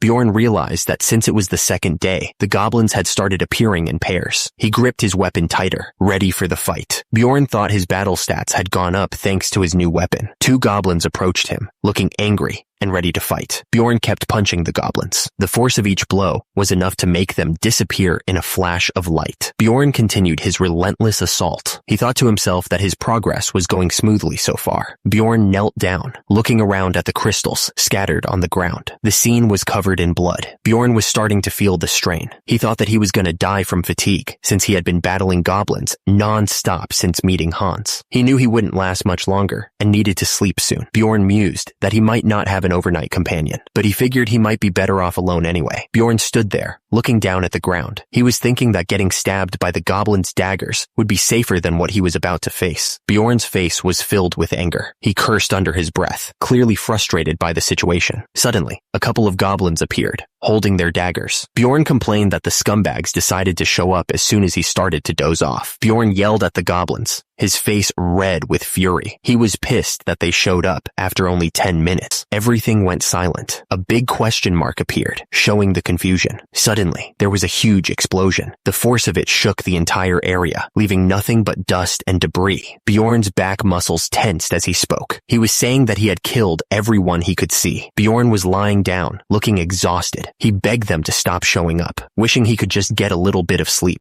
Turns out, the game system announced that Bjorn had been attacked by a goblin while he was sleeping. The little scumbag was right there, ready to stab him. Bjorn's eyes snapped open, filled with rage. He couldn't believe he hadn't sensed the goblin at all, and he was about to explode with fury. Suddenly, there was another explosion, and the attacker screamed like crazy. The force of the blast sent debris flying everywhere. The goblin looked absolutely terrified. He was running away as fast as he could, clearly regretting his decision to attack Bjorn. Bjorn's face was filled with rage. He was panting heavily, but he was ready for the next challenger. Bjorn stood over the goblin, looking down with cold eyes. He was ready to end this fight quickly. Bjorn told the goblin to get lost. He didn't even have the energy to chase after the little scumbag. Bjorn coughed, realizing how close he had come to dying. He thought that if he was any shorter, or if the goblin was able to jump higher, he would have been stabbed in the throat. He realized he almost didn't sense the goblin. Bjorn knew he needed to rest properly. First, he had to treat the wound. Bjorn winced in pain as he poured the potion on the wound. He wondered how it was that healing with the potion hurt more than being stabbed. It had been 14 hours since Bjorn left Hans. He figured it was about time people started looking for overnight companions, but he realized he couldn't trust anyone now that he knew how valuable barbarian hearts were. Bjorn thought that if it was a fellow barbarian, he could trust them. He seemed relieved at the thought. Bjorn thought that he needed to find another barbarian. He had to find someone he could trust. Bjorn was approached by two humans who asked if he was looking for an overnight companion. They were clearly trying to get him to join them. More humans approached, asking if he wanted to join them since he looked tired. They seemed to be trying to take advantage of him. The humans insisted that he would be the third one. They added that since he was a barbarian, they could trust him, unlike yesterday. Bjorn replied that he was looking for another barbarian. The young man realized that covered in blood and missing a shoe, he wouldn't have looked like a good choice for an overnight companion. The human heard Bjorn say that he was looking for another barbarian. He said that was going to be tough and asked suspiciously why Bjorn was looking for one. The human explained that there were probably less than 100 barbarians on the first floor. He added that they would have ascended within 2 to 3 months as soon as they had their coming-of-age ceremony. Bjorn thought to himself that it must be laughable for him to be struggling on the first floor with such a large build. He felt a little embarrassed. The human wished Bjorn well, saying, "May Lapdonia protect you on your journey." Bjorn thanked him politely. The young warrior then wondered if he had to give up on finding another barbarian. Bjorn thought to himself that it didn't matter if it was a barbarian or not. He realized he just needed to find an overnight companion, period. Bjorn thought to himself that he needed someone who wasn't human. His eyes narrowed as he considered his options. He continued walking, thinking it had to be another species. The young warrior figured that there were less humans than other species, but more than barbarians. He went on, thinking that it didn't matter as long as they were another species. Bjorn reasoned that since most other species had special traits, unlike humans, they wouldn't harm other adventurers being blinded by chump change like humans. Bjorn's eye twitched slightly, showing his determination. He was set on finding someone reliable. After making that decision, he roamed the cave for about an hour. Bjorn looked up and saw someone sitting on a ledge above. He was surprised to see her there.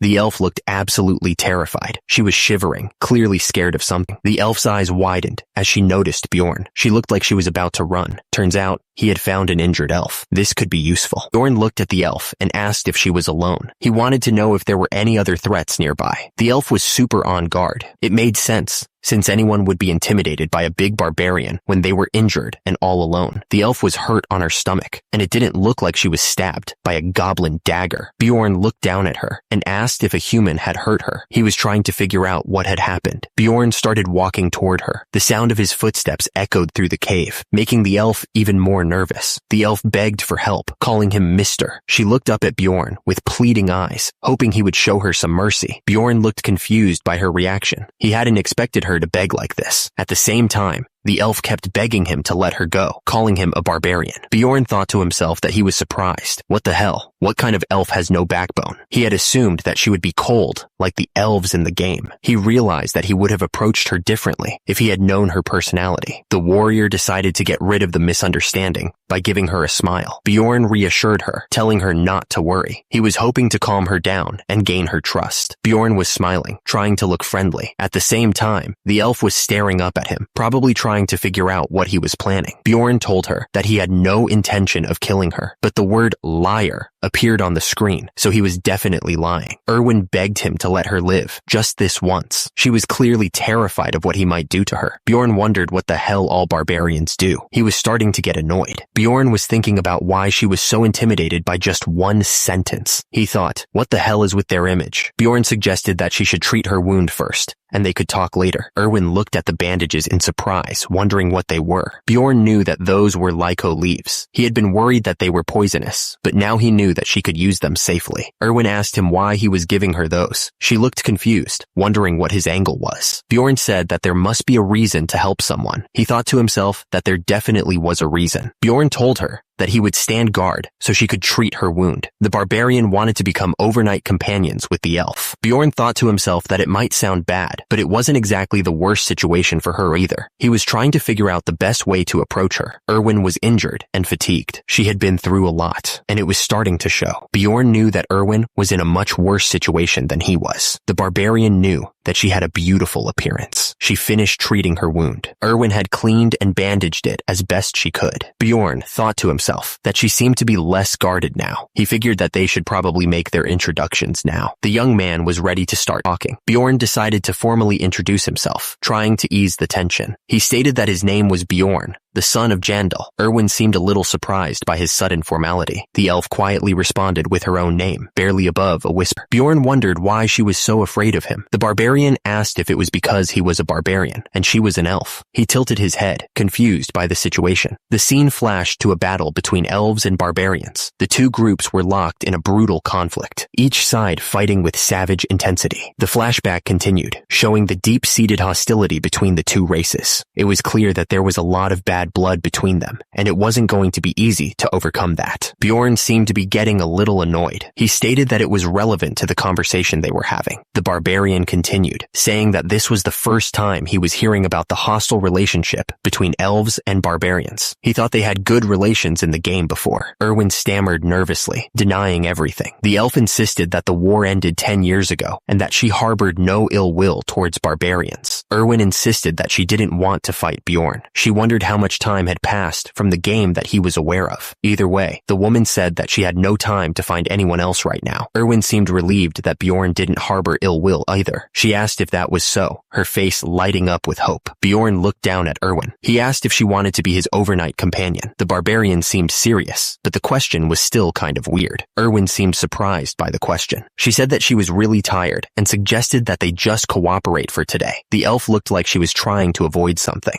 Erwin looked shocked, her eyes widening. She seemed to be thinking hard about something. The woman was definitely nervous. Erwin hesitated for a moment. She then asked if he could swear on his warrior's honor that he wouldn't hurt her. The girl looked up at him with pleading eyes. Bjorn looked thoughtful for a second. He said that he would swear on the name of his tribe. The barbarian admitted that he didn't really care about warrior's honor, but he could use it from time to time. Bjorn looked at Erwin. He told her that he wanted to go over something first. The barbarian seemed serious, like he was about to explain something important. Bjorn looked annoyed. He said that he wasn't Mr., but Bjorn, the son of Jandal. The young man seemed to be correcting her on his name. He continued speaking. Bjorn insisted that he was only 20 years old. The warrior seemed to be emphasizing his youth. Bjorn looked determined. He swore upon his warrior's honor. The barbarian seemed to be making a serious promise. Erwin looked equally determined. She swore upon the name of her tribe. The elf seemed to be returning the promise in kind. Bjorn vowed not to harm the other party during the night, promising and swearing it. He could finally get some sleep after all this. Erwin seemed relieved to hear that. Erwin told him that she would sleep first, figuring that he would prefer that too. Bjorn looked at her, thinking that wasn't exactly what he wanted, but if she wanted to, he would let her. The elf seemed to be trying to take advantage of his offer. Bjorn gave her a pocket watch, warning her that it was expensive and she should handle it with care. Erwin looked surprised, but promised that she would be careful. The barbarian seemed to be trying to make her feel more comfortable.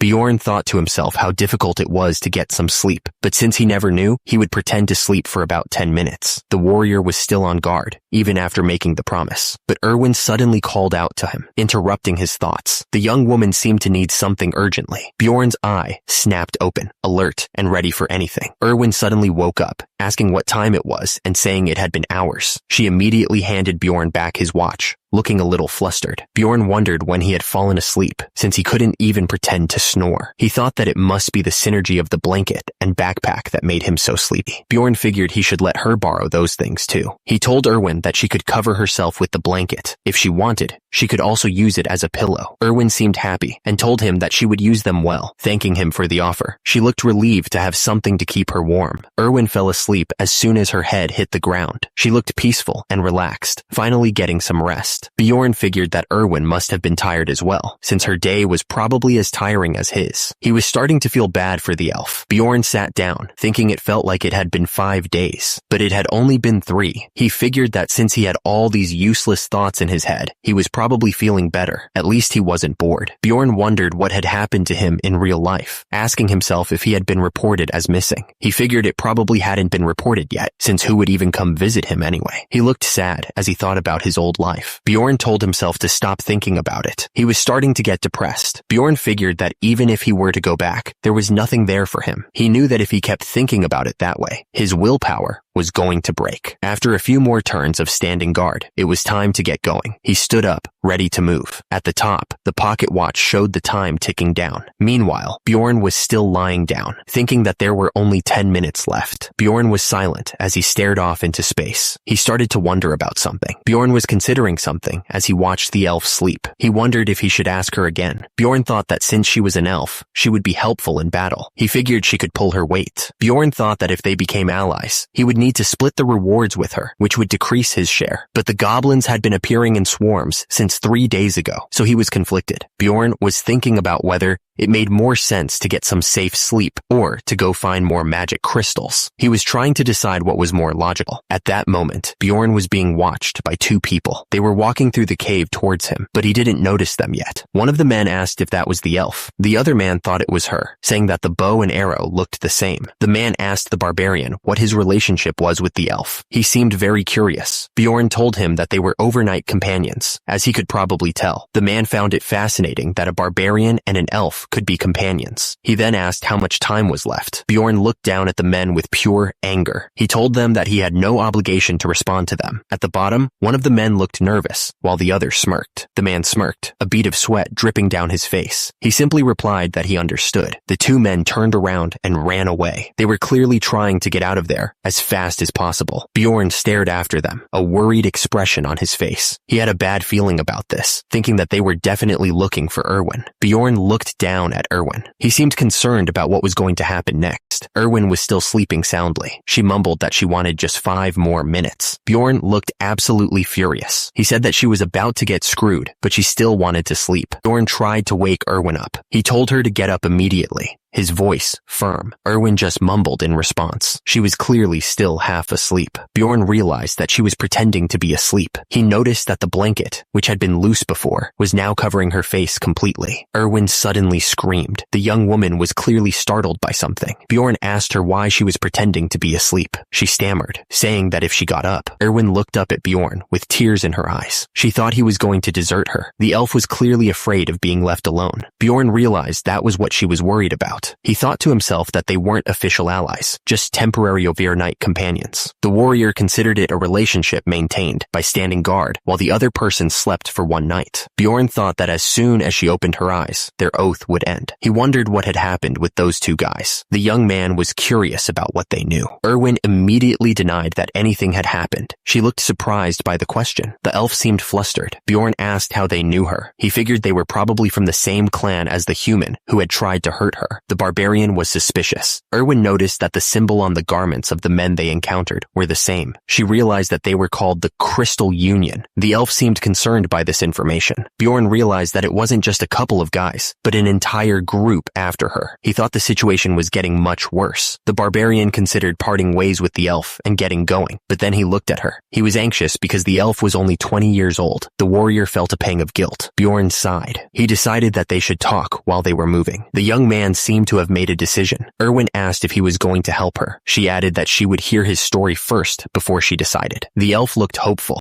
Erwin agreed that she would listen while they moved, since they were behind schedule. The elf looked happy to finally be doing something. Erwin started to tell her story. She had met them on her first day inside the labyrinth as overnight companions. The young woman explained that she had sensed something strange, so she opened her eyes while she was asleep, trying to figure out what was going on. Bjorn was standing over her. He asked if she was awake, sounding a little concerned. The barbarian told her that she could sleep a bit more. He seemed to be trying to be nice for once. Erwin explained that she only found out later that he was the manager of a clan that did business on the first floor. They were running as she spoke, trying to get away. The elf managed to escape somehow, but the people from his group kept attacking her. That's when she got hurt, she said, looking down a little. Bjorn, who had been listening intently, asked how they had attacked her. He looked a little confused. Erwin thought that they used message stones to keep chasing her. The young woman explained that message stones didn't exist in the game she played, and she needed more details about them. She explained that message stones were mystic devices that allowed people to talk to each other when they were linked. Their range was about 300 meters, she added. It was like they had walkie-talkies, the voice in the bubble thought. They had nowhere to run, lots of people, and mystic devices that let them talk to each other. Bjorn's face was set in determination. He realized that if he left Erwin, she would be caught for sure. Bjorn asked why the members of the Crystal Union were still chasing her, since it didn't seem like she had done anything wrong. He looked at her questioningly. Erwin looked a little scared. She wondered if they were trying to shut her up, but she didn't think that was the only reason. Erwin explained that when she was escaping the first time, she flung her knife around, and it happened to. Bjorn charged forward, thinking he had hit the guy somewhere bad. He was ready to keep fighting if he had to. Bjorn looked confused and asked what she meant by somewhere bad. He was curious about what she was implying. Erwin stammered, trying to explain what she meant. She was a little embarrassed to say it directly. Erwin giggled as she revealed that she had heard it was completely lost. She continued, saying that the guy couldn't even attach it back with potions. Bjorn looked at her with disbelief. He exclaimed that that was more than enough of a reason to chase her, calling her an idiot. He was shocked that she was laughing about it. Erwin giggled nervously and said that it could be called karma. Bjorn looked at her with a slightly concerned expression, wondering what she was implying. Erwin spoke up, telling the barbarian that someone was following them and that he shouldn't look behind him. She seemed pretty serious about it. Erwin continued, saying that the person was about 150 meters behind them. She looked focused, trying to pinpoint the exact location. Bjorn and Erwin started running faster. He thought that the distance was far enough that he wouldn't sense anything, but it didn't seem like she was lying. Bjorn asked if she was good with increasing their speed. Erwin quickly replied yes, but added a "for now" at the end, sounding a little unsure. Erwin kept running, even though her wound had reopened. She didn't complain, showing her determination. Bjorn thought to himself that she had insides. The elf was pushing herself, even in this terrible condition. Erwin reported that the distance between them and the person chasing them was still about 150 meters. She sounded a little worried. Bjorn noticed that even though they were running faster, the distance wasn't increasing. He looked frustrated, realizing they weren't getting away. He figured that the person chasing them was probably telling their friends where they were. The barbarian knew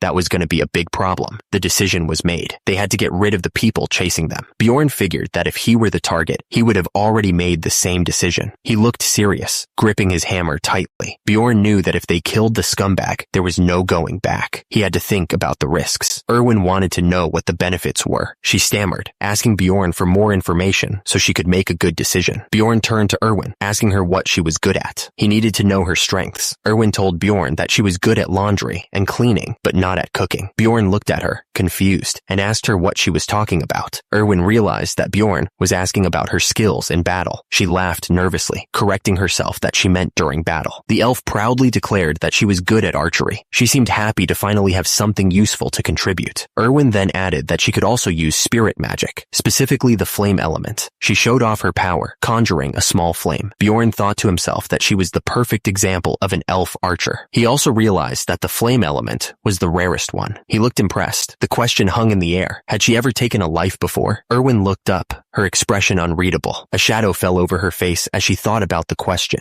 Below, her hand tightened around her bow, but she answered simply, denying any past kills. But she hesitated. Something was clearly bothering her. She declared that she could do it, whatever it was. Bjorn looked up at the elf, considering her words. He finally spoke her name, grabbing her attention. Bjorn was making her an offer. He asked if she wanted to be his comrade. Bjorn continued, laying out the terms of their deal. He'd get 9 shares of the profit, and she'd get 1, and that was final. And immediately, Erwin agreed to his terms. Her face flushed. Bjorn seemed satisfied with her answer. He asked how far away their pursuers were. The reply came back, 100 meters. The voice on the other end sounded stressed. He said they were running as fast as they could, but the Crystal Union was still gaining on them. The voice paused, thinking out loud. He suggested that they stop running. Bjorn told Erwin that they were going to veer off. He ordered her to summon the spirit right now. He looked focused and determined. Erwin agreed to do it. She started to summon the spirit, her face showing concentration. A small fire spirit appeared next to her. Erwin thought to herself that she couldn't believe she was back here on her own. She felt their pursuers getting closer. The small spirit floated between her and Bjorn. Erwin then canceled the summon. She looked a bit nervous, but she followed Bjorn's instructions. The fire spirit disappeared. Bjorn and Erwin continued moving through the cave. The air was tense, and they knew their pursuers were close. They had to be careful. Someone realized that the pursuers had come in, even though they couldn't see. They stopped right by them, which was bad news. Bjorn remained under the blanket, pretending to be asleep. As he stayed still, he figured that the pursuers must have some proper tracking methods to find them. Erwin spoke his name, probably to get his attention.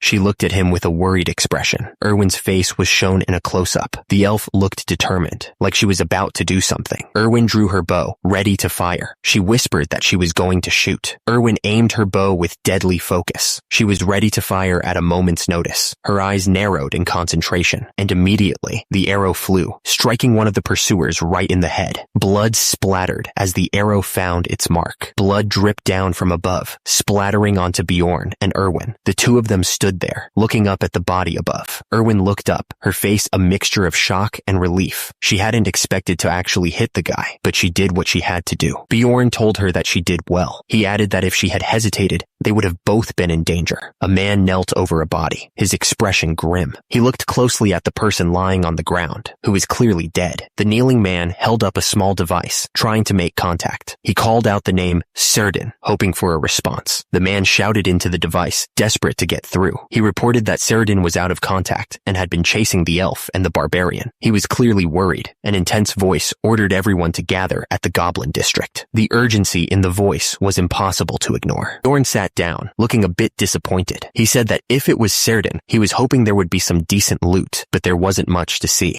The loot consisted of a hefty pouch of magic crystals, 2 daggers, and 1 potion bottle from his waist belt. It wasn't much, but it was something. Bjorn then mentioned the clothes Serdin was wearing. He added that he had changed into them, but it felt a bit weird. Erwin replied that the leather top and bottom would be much better than the rags he was wearing before. She seemed pleased with the change. Erwin thought that since her clothes changed, her aura did too. She looked thoughtful, considering the implications. Erwin mentioned it was a good thing. She then asked Bjorn how to use the message stone. The elf figured there had to be a button somewhere on the side, and just like that, someone pressed a button on the side of the message stone. It seemed like it was now activated. The message stone crackled to life, and a man's voice boomed out. He repeated that Serdin, who had been chasing the elf, was defeated. The guy added that the elf was hiding in the Goblin District with a barbarian who used a hammer and shield. Erwin's eyes went wide as she heard the message. She stammered, clearly terrified by what she was hearing. Bjorn reassured Erwin, telling her not to worry. He told her to summon the spirit, as they were going to travel along the outskirts to stay safe. Erwin told Bjorn that they were going to the 2nd floor. She sounded a little nervous as she asked, "What?" Bjorn continued walking forward. He didn't seem to care about Erwin's reaction as he kept moving. Erwin asked Bjorn if they were really going to the 2nd floor by themselves. She seemed a little unsure about the whole plan. Bjorn looked at Erwin. He simply said that was right, confirming their destination. Erwin mentioned that the 1st and 2nd floors were completely different. She asked if Bjorn knew that. The big guy responded that he was aware of the difference. Bjorn told Erwin that they would be alright if they stayed near the entrance. He thought that they were a pretty good match, actually. Erwin looked up, surprised by what she heard. She stammered, asking if they were were a good match, blushing as she did. Bjorn explained that a melee tanker and a long-range dealer had always been a good match. He added that if he was going to form a party with Erwin, the first floor wasn't going to give them enough profit. Erwin looked worried. She said that this was their first time, so how could they go to the second floor already? It felt as if they were going into an orc lair to avoid goblins. Someone shouted that if they found the elf scumbag, they would give them first dibs on enjoying her, on top of the 10,000 gold. Erwin gasped, clearly disgusted by the offer. Erwin looked at Bjorn and told him not to worry. She wasn't going to leave him. She seemed determined to stick with him, no matter what. But the man interrupted them, saying that it was a pretty good deal. He wondered if the elf was too resistant. Could he cut off one of her arms and legs? He added to make sure to leave the important bits, laughing like a maniac. Erwin looked terrified, but she said that she would go to the second floor. She seemed to be forcing herself to agree. Bjorn thought to himself that was good timing. He realized that he didn't need to convince her anymore. Bjorn thought that he always liked helping those in need. He added that it was only when it was beneficial to him, of course. Bjorn was walking with Erwin, thinking to himself. He thought that if he could screw over such disgusting trash, it would be great. At the same time,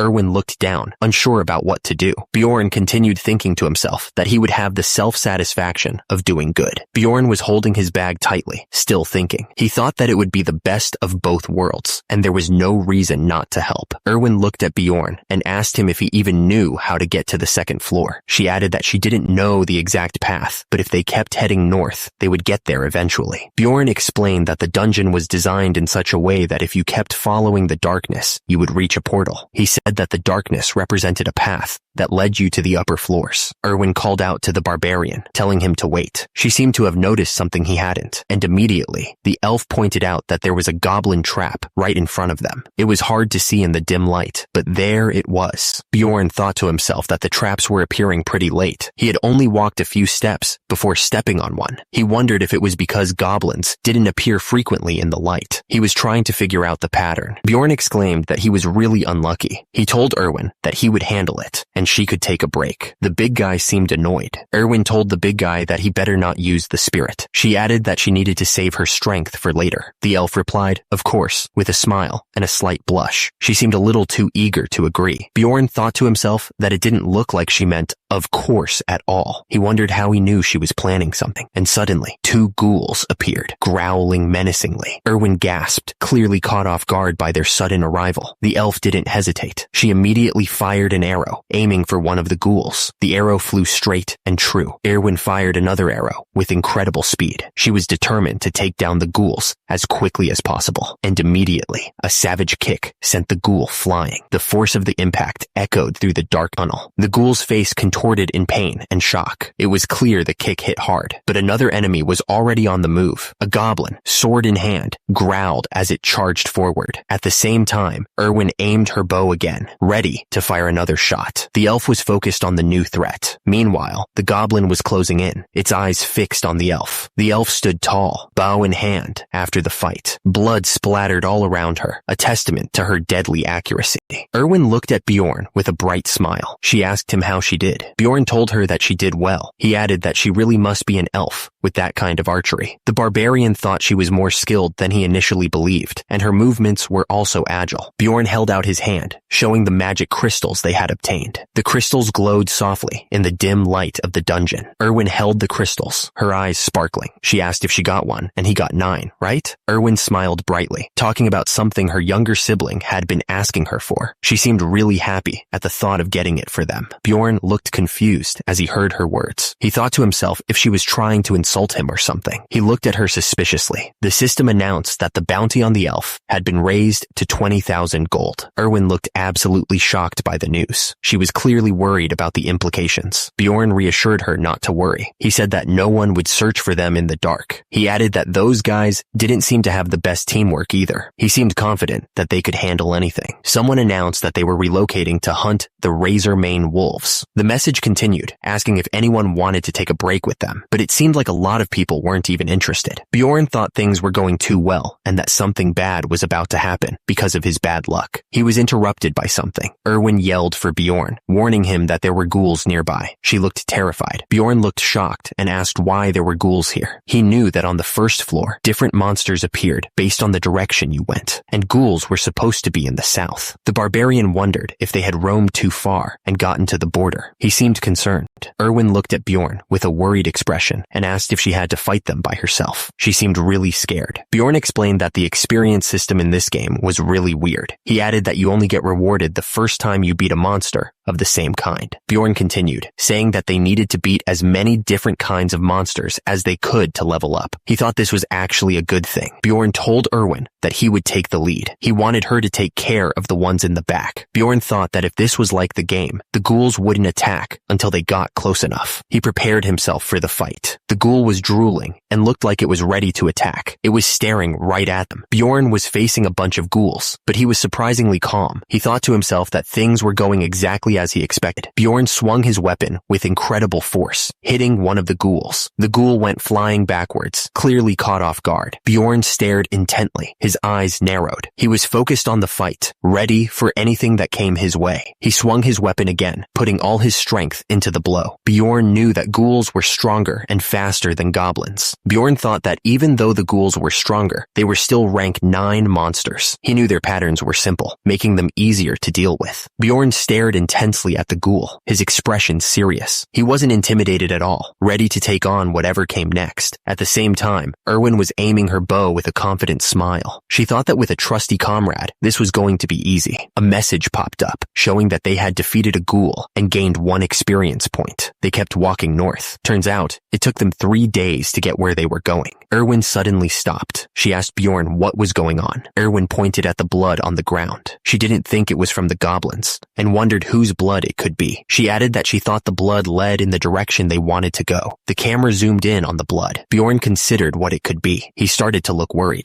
Bjorn looked up, his eyes wide. He thought it couldn't be, right? He seemed really nervous about something. The blood trail continued across the floor. A bear trap was visible, suggesting someone had been caught in it. Bjorn stared at the blood trail. He seemed to be contemplating something important, his face unreadable. Bjorn remembered the first place he stepped into in the labyrinth. He focused, trying to recall every detail. He remembered that the portal was right behind it. Bjorn and Erwin stood before the glowing gateway, ready to move on. The scene shifted to a man lying on the ground, defeated. He was clearly in bad shape. Bjorn looked absolutely furious. He shouted, "Are you kidding me right now?" Erwin, seeing Bjorn's anger, immediately apologized. She said she was sorry for whatever was happening. Bjorn was furious, realizing the portal was so close to where he started. He shouted that this was insane, wondering how he could have such bad luck. Erwin looked up at him, worried. She asked if she had done something wrong, clearly nervous about his reaction. Bjorn quickly reassured her that it wasn't her fault. He told her not to worry about it, trying to calm her down. Erwin looked shocked. She saw the words blood, bread, sandal near her, realizing the expression he was making. Erwin gasped, realizing Bjorn had gone through so much. She wondered if she had finally figured out why he was acting that way from this situation. Erwin clasped her hands together, thinking that Bjorn must have lost a precious comrade there. She was sure they went to heaven, but she immediately dismissed that thought, admitting she didn't believe it. The elf realized she was definitely misunderstanding the situation. Bjorn asked if she was ready to go up. At the same time, Erwin admitted that she was a bit scared, but she didn't think she would die if she stayed with him, mister. She looked at him with a smile.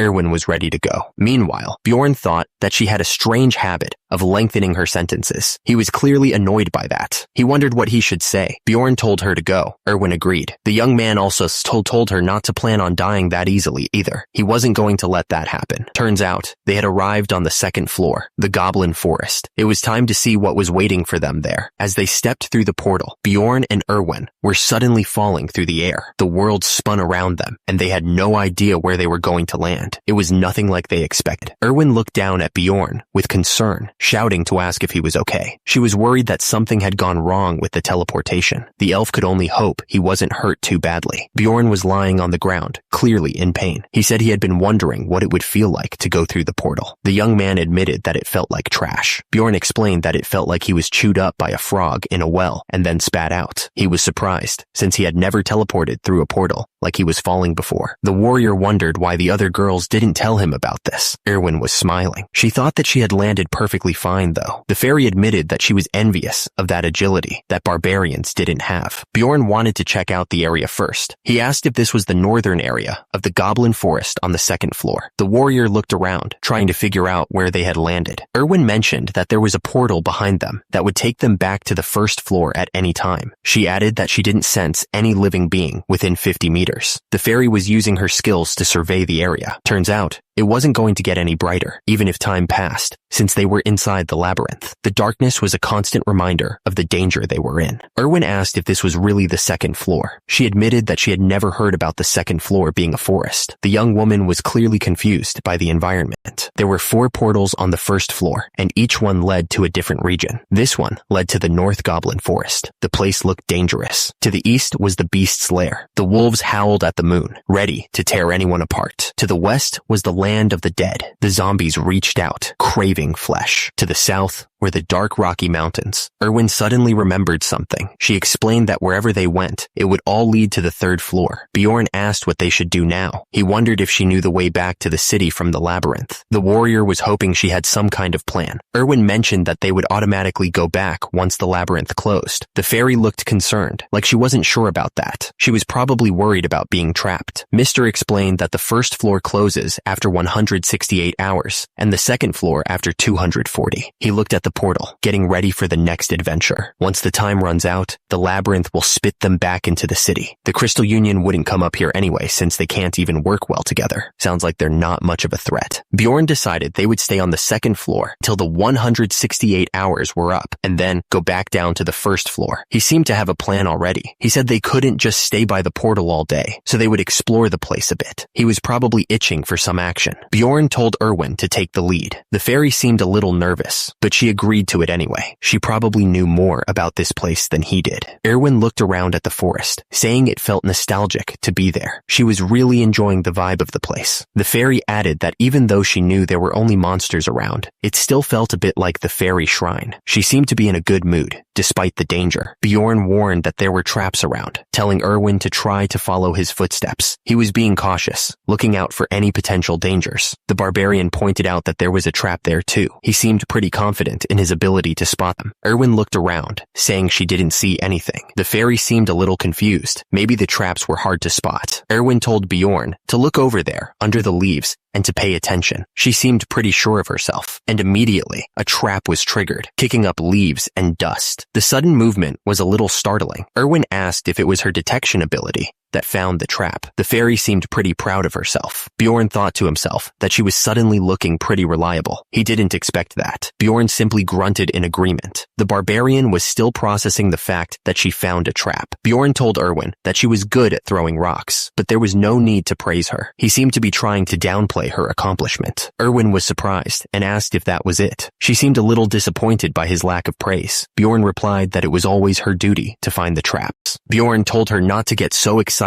over something as small as that. He said that she was already a proper explorer. Erwin looked at him with wide eyes, a little surprised by his words. The young woman seemed to be taking his words to heart. Bjorn simply said, "All right." He seemed to be trying to end the conversation there. Bjorn thought that Erwin was easy to control, now that she was a proper explorer. The young man was definitely thinking about how to use her, but something seemed to him. He noticed that there were traps, but he didn't sense any goblins in the area. Bjorn realized that unlike the first floor, having traps didn't mean there would also be goblins. The traps on the second floor were more like a terrain feature than anything else. Bjorn told Erwin to stop with the small talk and focus. He ordered her to go ahead of him. The fairy archer agreed, saying, "Okay." Turns out this place was called the Goblin Forest in the game. Besides the traps, another trait of the Goblin Forest was that the goblins went around in groups of about a dozen. Bjorn knew that sometimes there were mutant goblins who were warriors or archers. He also knew that the farther they went towards the exterior of the forest, the more mutants and high-ranking monsters there would be. The young man was worried about the dangers ahead, but that shouldn't matter, since Bjorn planned on staying close to the portal. He figured that was the safest option for now. The barbarian had a plan. Bjorn thought to himself that they would get rid of all the traps in the surrounding area and begin widening their area of search. He was already thinking about the best way to do it. Bjorn said that if they got into a dangerous situation, they'd run immediately to the first floor. He wanted Erwin to be clear on the escape plan. The warrior was very serious. They widened out their area by removing traps using rocks. Erwin seemed to be doing most of the work. The fairy archer was focused on the task. Bjorn knew it would be a problem if they accidentally stepped on one of the traps while running away. He was thinking ahead to all the possible dangers. Erwin asked if she did well. The fairy archer was excited to get some praise. She told Bjorn that he was good and a proper explorer. Erwin suddenly stopped what she was doing. She looked around carefully, sensing something was off. Erwin looked up with a worried expression. She told Mister that it was a group of goblins. Bjorn asked how many goblins there were. The young woman said she wasn't sure, but there were definitely more than 10. She thought they were about 50 meters away. Erwin noticed that the goblins hadn't seen them yet. She looked a bit relieved, but still worried about what might happen next. She asked what they should do. Bjorn replied immediately that they would fight the goblins. Bjorn asked how close they could get without being seen. He was trying to figure out the best way to approach the goblins without alerting them. Erwin said that she could get about 30 meters away from them on her own. The barbarian warrior understood and said they would do it according to plan. He seemed confident in their strategy. Bjorn thought it was amazing how she didn't make any noise walking through the grass. He figured that was just how fairies were. Erwin spotted a group of goblins walking down a path. She narrowed her eyes, trying to count them and figure out their strength. Bjorn watched as Erwin walked away. He looked serious, knowing that they were about to fight a bunch of goblins. Erwin aimed her bow at the goblins. She was ready to shoot, her hands steady despite the danger. She let the arrow fly. The arrow shot through the air towards the goblins, hoping to catch them by surprise. Bjorn stepped forward, ready to fight. He was eager to smash some goblins. Erwin kept her bow aimed at the goblins in the distance. She wondered if her arrow had hit one of them. She couldn't hear anything because they were too far away. Bjorn shouted at Erwin to get behind him quickly. The young woman responded that she understood. She knew that meant things were about to get serious. Bjorn charged into the group of goblins, swinging his weapon with all his might. The goblins looked scared as the huge man approached, ready to smash them. Bjorn thought to himself that the second floor was definitely different from the first. He looked determined, knowing that they had to be careful. He realized there were 3 times the amount of goblins they would usually find on the first floor. It was rather intimidating, even if they were just goblins. Plus, there was a goblin warrior. It should be scary. Surprisingly enough, Bjorn didn't feel scared at all. He was calm, even though there were a bunch of goblins right in front of him. He was ready to fight. Rather, Bjorn explained that the warrior's heart he possessed was twitching. He looked down at his chest, feeling the power building up inside him. He could barely contain himself. Bjorn's heart started to glow red, pulsing with energy. It felt like it was about to explode out of his chest. He was getting excited to fight. Bjorn screamed as he charged forward, ready to smash the goblins. He swung his weapon with all his might. He wanted to crush them.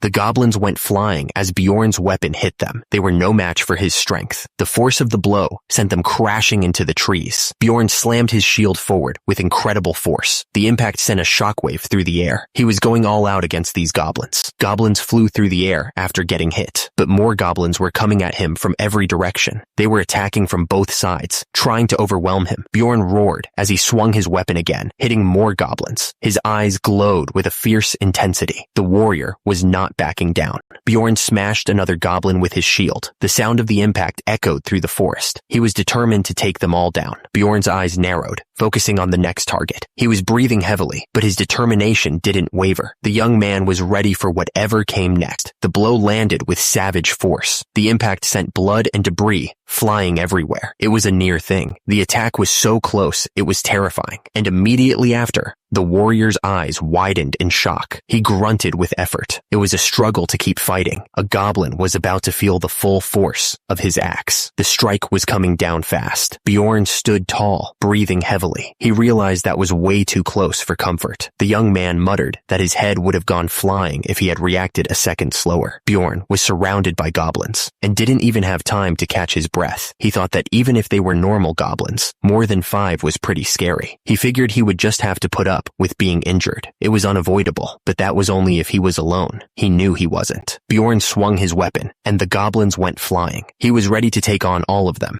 Erwin looked relieved. She had been worried about the fight. Bjorn noticed that Erwin had gotten back into position. He thought he would finish things off. He was ready to take on whatever came next. Bjorn looked absolutely furious. He called those goblins a bunch of bastards. He was tired of dealing with them. Bjorn challenged them. shouting for them to come at him. The warrior was ready to take on the whole group. He wasn't scared at all. The system announced that Bjorn had defeated the goblin warrior, giving him EXP +1. He also earned 11 magic crystals after taking down the first group of goblins. Bjorn thought that considering it took him an entire day to earn 44 on the first floor, this was a satisfying reward. He wished he could take the warrior's weapon or armor, but they disappeared with the goblin. Erwin handed Bjorn some magic crystals, saying that even if it's the same 9th rank, a swordsman's magic crystal has more worth, so she'll give him more. She asked if 2 was okay, and Bjorn thanked her. Bjorn said that they should keep moving. Erwin replied okay, and said she was looking forward to seeing how much she could get by the end of the 4 days. Once they started going farther out than a 3-kilometer radius, they encountered more goblins, ready for another fight. Turns out, we began running into goblin groups every 5 minutes. This time, there was an archer in the mix, which was a new challenge. Suddenly, Erwin warned that the archer was disappearing. Bjorn could sense the danger, knowing something tricky was about to happen. Erwin shouted that it was stealth magic, urging Bjorn to concentrate. Bjorn nodded, knowing they had to be extra careful. The fight became much harder because of the goblin archers. They were fast and hard to spot. Even with the added challenge, Bjorn was sure they wouldn't lose. He was tearing through the goblins with his bare hands. Bjorn was tearing through the goblin ranks, smashing them left and right. But below, a goblin archer aimed an arrow directly at him, his gaze steady. Bjorn knew he had to focus. He thought that with this body, he only needed to concentrate, and he could do anything. Bjorn's eyes narrowed, his vision sharpening. He had to stay focused if he wanted to survive this. Bjorn knew that in order to dodge the arrows flying toward him, he had to be ready. The goblin archer was locked on, ready to fire. Bjorn gripped his weapon tightly, ready to strike at any moment. He wouldn't let a single arrow hit him. The goblin archer's eyes went wide, realizing he was about to be crushed. He was absolutely terrified. Bjorn didn't hold back, bringing his massive weapon down on the goblin. The impact shattered the goblin's bones. The system chimed in, announcing, "You have defeated the goblin archer. Archer XP +1. Bjorn had taken down the archer. A voice suggested, "Let's take a break." They needed to rest after all that fighting. Erwin finally sat down, wiping sweat from her brow. She complained, "Finally, how many hours have we been going around?" She added, "About 15 hours. Bjorn offered that Erwin could sleep first if she wanted. Erwin looked surprised and asked about the sleeping bag and blanket, wondering if he was going to get them out. Bjorn's massive weapon and shield leaned against a tree, silent for the moment. The metal was stained with the dark blood of the goblins they had fought. Bjorn sat nearby, watching Erwin as she slept. He thought to himself that she must have been really exhausted. He had never heard her sleep so soundly before. Erwin was completely out, wrapped in a blanket. Bjorn figured that maybe she felt safer now, being with him. They had been going around hunting for 15 hours straight. It was a brutal grind.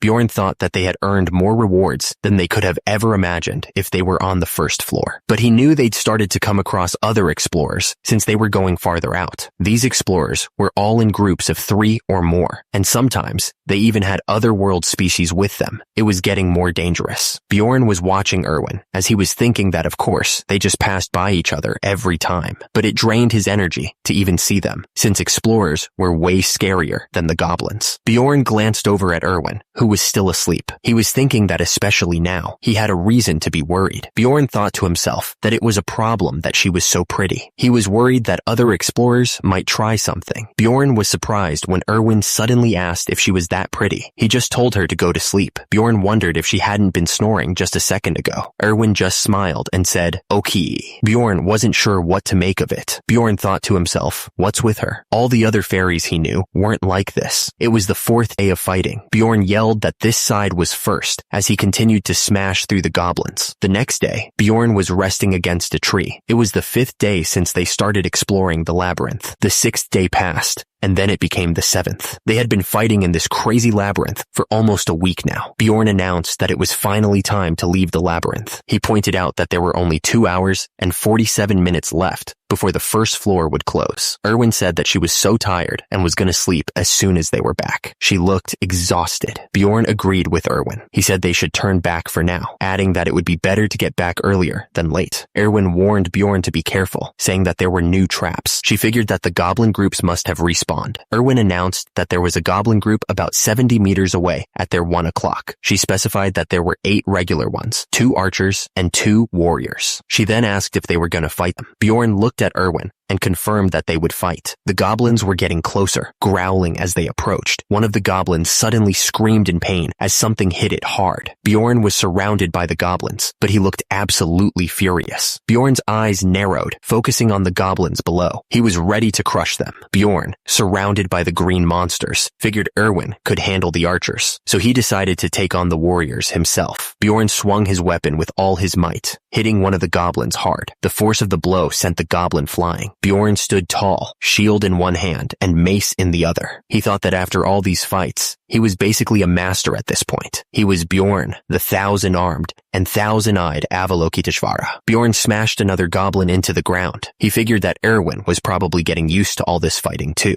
Bjorn was surrounded by goblins, smashing them left and right. He thought that Erwin knew exactly who to shoot when necessary, since she said there were 2 archers. Bjorn noticed he didn't see any arrows coming his way. The time it took to smash all the goblins was getting shorter too, which was definitely a plus. Bjorn looked in Erwin's direction and complimented her. He told her that she was doing a good job. Bjorn continued to bash the goblins with his mace. He asked Erwin to let him know once she'd killed all the archers, because he didn't want to keep worrying about them while he fought. Bjorn apologized quickly. Bjorn admitted he wasn't sure if the last archer was hit or not. Erwin asked if that was why he was talking to her. Erwin thought to herself that uncertain information could be more dangerous than anything else. She smiled slightly, knowing she was right.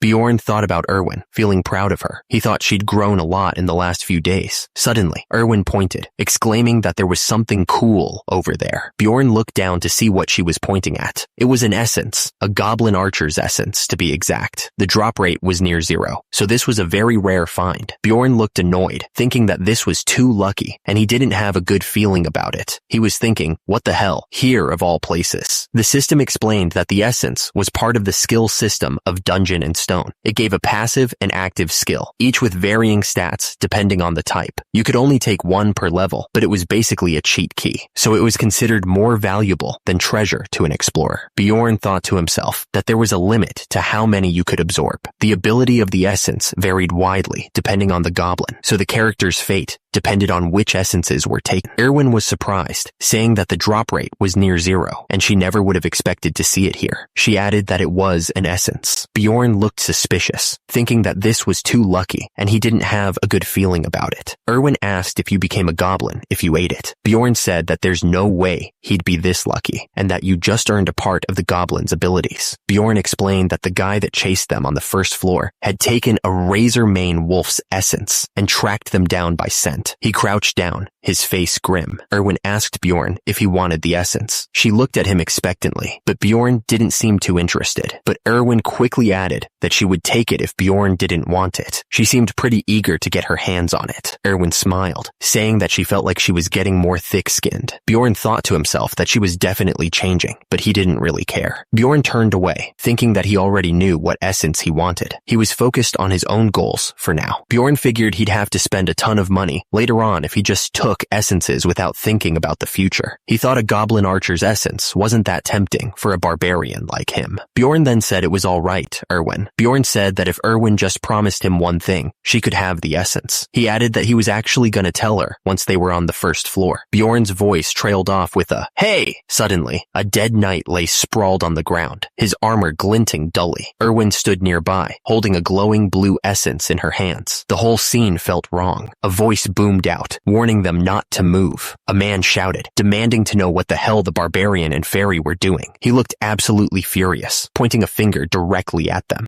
Erwin looked up, confused by the accusation. She started to say, asking what the man meant and that they were just hunting. Bjorn cut her off, realizing something was very wrong. He warned Erwin that they had been too lucky and that she shouldn't answer them. Erwin looked up at Bjorn, even more confused than before. She didn't understand why he was suddenly acting so strange. Suddenly, Erwin screamed as she was blasted backwards by some unseen force. She flew through the air, completely helpless. A blast of pure energy erupted from the attacker, sending Erwin flying. The air crackled with power, and the ground trembled from the force of the blow. The attacker looked absolutely furious. He yelled, asking what the hell Erwin had done and how she could eat it. The attacker continued to shout, claiming that the essence belonged to them. He looked like he was about to explode with rage. The rest of the group watched silently, their eyes fixed on Erwin. The air was thick with tension, and nobody dared to move. Erwin looked up at Bjorn, weakly thanking him. She said she had been expecting to run into people like this. The attacker glared at them, explaining that they probably rushed over when they sensed the essence. He looked like he was ready to fight. The attacker grinned, looking way too confident. He wondered what Bjorn and Erwin could even do to stop him. The attacker gestured to Erwin. He explained that Erwin already ate the essence and dared them to try and fight for it. Bjorn knew they were outnumbered. He figured that they needed to be even bolder because of it. Bjorn looked at Erwin, warning her that the enemy would underestimate them if they let their guard down for even a second. Bjorn was ready to fight. He told them to come at him or get lost if they were too scared. Dash took off running. He knew that he needed to move fast. Erwin ran as fast as she could. She shouted for Dash not to slow down until the portal was in sight. Dash asked Erwin if she really thought the 4 guys before would come after them. He wondered if they would be all right once they got to the first floor. One of the men looked absolutely furious. He yelled that they would pay for this. Erwin was confused and asked what he meant. The man explained that they were most likely headed in the same direction as them anyway. He said that they were in a party of 4 adventurers, which was a good number to go deeper on the second floor, but they were hanging around the entrance to the first. He figured that they were planning to leave the labyrinth when the first floor closes. Dash figured that the 4 guys were probably just chilling around the portal like they were. Erwin thought that made sense. She said that he was amazing. Suddenly, Erwin flinched. Her eyes went wide with worry. Erwin told Dash to hold on. She warned that there was a group of goblins about 150 feet away. She wanted to avoid them this time. Erwin told Dash that they couldn't avoid them. She said that the goblins were running towards them. Dash was shocked. He couldn't believe that goblins were able to spot them before they spotted the goblins. He thought that Erwin's ability to detect things from afar would have prevented this. Dash realized that it couldn't be just a coincidence. He yelled at Erwin to follow him in the other direction.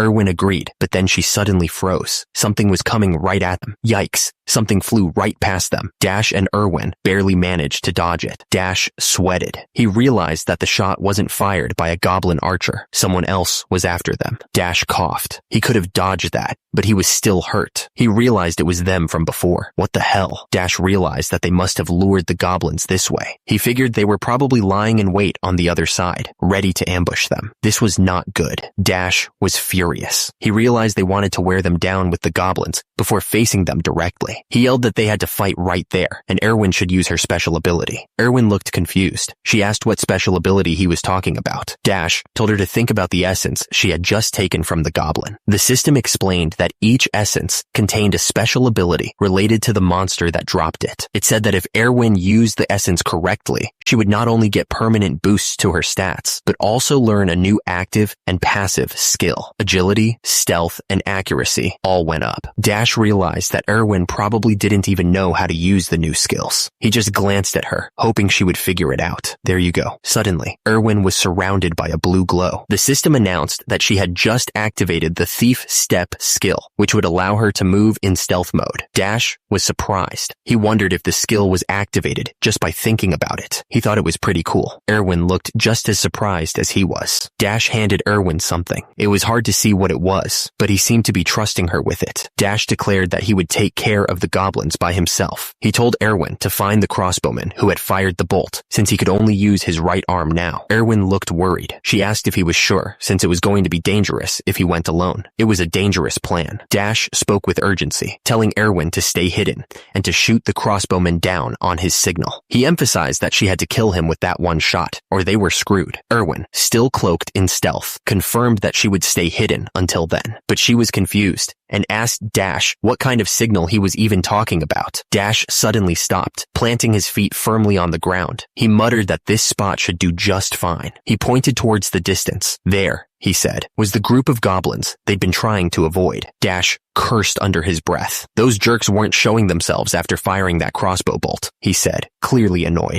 Dash swung his hammer down with incredible force, crushing the goblins beneath him. He declared that he would take care of these goblins right here and now. Dash was completely surrounded, outnumbered by at least 15 goblins. The air was thick with the stench of their crude weapons and rotten teeth. Dash continued to fight, carefully observing the goblins' movements. He noticed that 2 of them were wielding swords, and he thought it was safe to assume that that there were no archers among them. Suddenly, an arrow struck Dash's shield, throwing him off balance. He realized he spoke too soon, way too soon. Another goblin lunged forward, stabbing Dash in the side with a rusty blade. He knew he had to pay attention to the arrows, or he was done for. Dash swung his hammer, pushing back the goblins that swarmed him. He was trying to fend off the melee attacks, while keeping them at bay. Dash knew he had to deal with more than just the goblins in front of him. He thought about the adventurer crossbowman, who could fire at any moment, and he had to do it all without Erwin's help. Dash panted, feeling the damage start to build up. He could feel the cuts and bruises stinging, and it was getting harder to breathe. Thump! The sound of the hammer hitting the ground echoed through the forest. Each swing took more and more effort. Dash panted heavily. This wasn't good at all. He could feel his stamina fading fast, and he knew he couldn't keep this up for much longer. Dash's eyes widened as he realized two projectiles were headed straight for him at the same time. He knew he had to react fast, or this was gonna be bad. The arrow and crossbow bolt flew through the air, closing the distance in a heartbeat. The wind whistled as they cut through the air, each one carrying deadly force. Dash realized that one of the shots had to be from the goblin archer, and the other one was definitely from the crossbowman. He had to make a choice, and fast. Dash knew he couldn't possibly stop or avoid both of them at once. He gritted his teeth, preparing to swing his weapon with everything he had left. Dash decided to block the crossbow bolt. It was the faster of the two, and probably the deadliest. He braced himself for the impact. Dash cursed as the projectile slammed into his elbow. He couldn't believe it hit him there of all places. The impact sent waves of pain shooting through his arm. Dash saw the blood seeping from the wound. He realized it was poisoned. His arm felt like it was going numb. He knew he was in trouble. Dash realized he could only use his right arm now. He had to choose between the hammer and the shield. He knew he couldn't carry both. Dash decided to go with the shield. He yelled that he was choosing the shield. His body twitched with the effort. Dash glared ahead, his teeth gritted. He thought that those scumbags were the real enemies here, not these dumb goblins. He was ready to make them pay. Dash thought to himself that he could probably make short work of the goblins with the warhammer, but he wouldn't be able to stop the crossbow bolts with it. Dash swung the warhammer, smashing into the group of goblins. The sound of the impact echoed through the trees as the goblins went flying. Dash panted, sweat dripping down his face. He glared ahead, wondering just how many more of them there were. Dash braced himself and rushed forward, surrounded by the horde of goblins. He knew he had to keep moving. Dash let out an of relief. He figured there was no point in chasing after the ones that ran away. He was just glad he managed to hang on.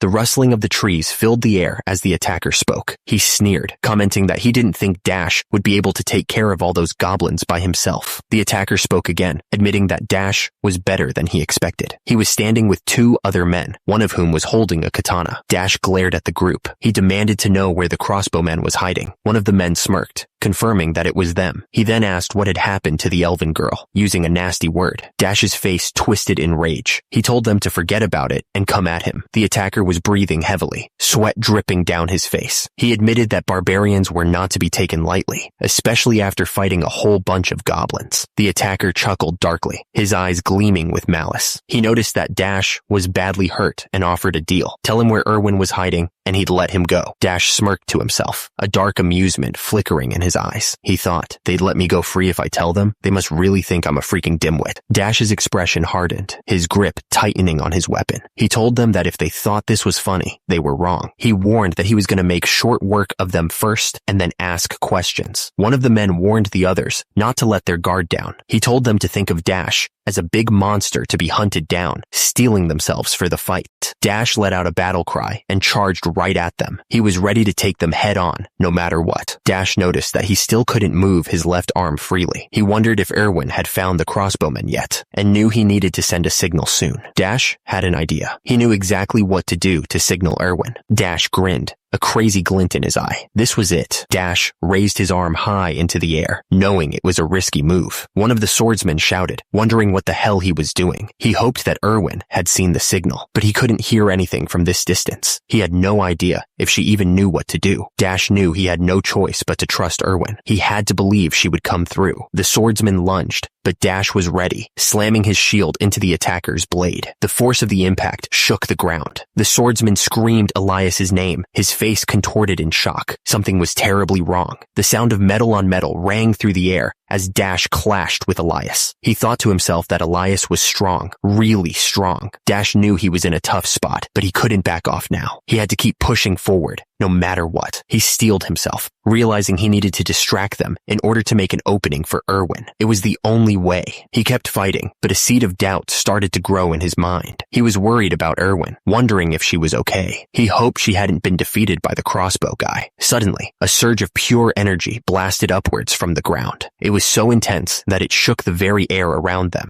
An arrow suddenly slammed into Dash's shield, the force of the impact vibrating through his arm. The attacker looked surprised by the sudden attack. Dash grunted as he blocked another arrow, wondering who was attacking them. Was it Erwin or someone else entirely? Another arrow bounced harmlessly off his shield. Dash thought it had to be Erwin. No one else could be helping him right now. The attacker yelled at his guys to focus on Dash. He said he would block all the arrows himself. Another arrow bounced off the attacker's shield. He yelled, asking where they thought they were going with this. The attacker realized that the shield guy, Dash, had been planning to block Erwin's arrows all along. He was getting angry. Dash found himself surrounded, fighting off two attackers at once. He gritted his teeth, knowing this wasn't going to be easy. Dash blocked a sword strike with his shield, the impact jarring his arm. He realized he couldn't take them all on his own. One of the attackers raised his sword, ready to strike. It was about to get ugly. The attacker was getting desperate, blood splattering as he moved. He knew he had to give up something to survive this. The attacker's left arm was useless, hanging limp. He figured it was time to think about what he could afford to lose. The attacker considered the options, his gaze hardening. If he could trade his unusable arm for the life of the redhead, it might be worth it. The attacker smiled grimly. That wasn't a bad trade-off at all. He was ready to make the sacrifice. Dash looked up, shocked by the attacker's words. He couldn't believe what he was hearing. "You monster," he managed to choke out. The attacker went flying, crashing hard into the dirt. He landed with a thud, leaving a small crater where he hit. Dash was knocked off his feet, skidding backwards. He struggled to get back up, his body aching from the impact. The attacker looked up, his face twisted in disbelief. What the hell was going on? Dash raised his shield just in time to block the incoming attack. "Focus! I'll block your—" Dash braced himself against the force of the blow, his shield holding firm. "Nice! Erwin!" the attacker screamed, saying it served Dash right, asking if he thought he could block all of the attacks. He was getting angrier, realizing his archer was. The attacker finished his sentence, revealing that Erwin was a spirit archer. But then he suddenly coughed up blood. Dash didn't waste any time. He screamed as he stabbed the attacker, ending his sentence right there. The attacker's face was covered in blood, his eyes wide with fear. He realized this was looking bad. The attacker decided he'd go take care of the fairy bitch himself. He was pissed that he'd have to chase him too far. The attacker swung his sword, screaming that Dash should give up. He'd just have to trust Erwin to finish the job, he figured. The ground shook with each step, cracking under the force. He was really putting his weight into it. The attacker ran as fast as he could, sword in hand. He wasn't going to let Dash get away that easily. The attacker's eyes went wide. Something had clearly caught him off guard. Dash hit him hard, sending the attacker fainting. The punch was so strong that it echoed through the forest. The attacker was sent flipping, crashing into the ground. He shouted, clearly frustrated. The attacker swung his sword with all his might, screaming that he wouldn't give up. He was clearly getting desperate. Dash realized he was alone now. He thought that the attacker was very powerful, and he didn't get why he was in a party with those other guys. The attacker swung his sword, but Dash blocked it with ease. He thought that teaming up with Dash was the biggest mistake he could have made. The attacker shouted, asking if Dash was just going to keep dodging backwards. He assumed that Dash was trying to stall for time until the redhead came back, but he wasn't going to let that happen. Bjorn looked like he was about to bring his weapon down on the attacker's head. He warned that he was going to pretend to swing. Bjorn's weapon was still falling towards the attacker. He shouted that he was going to let it go.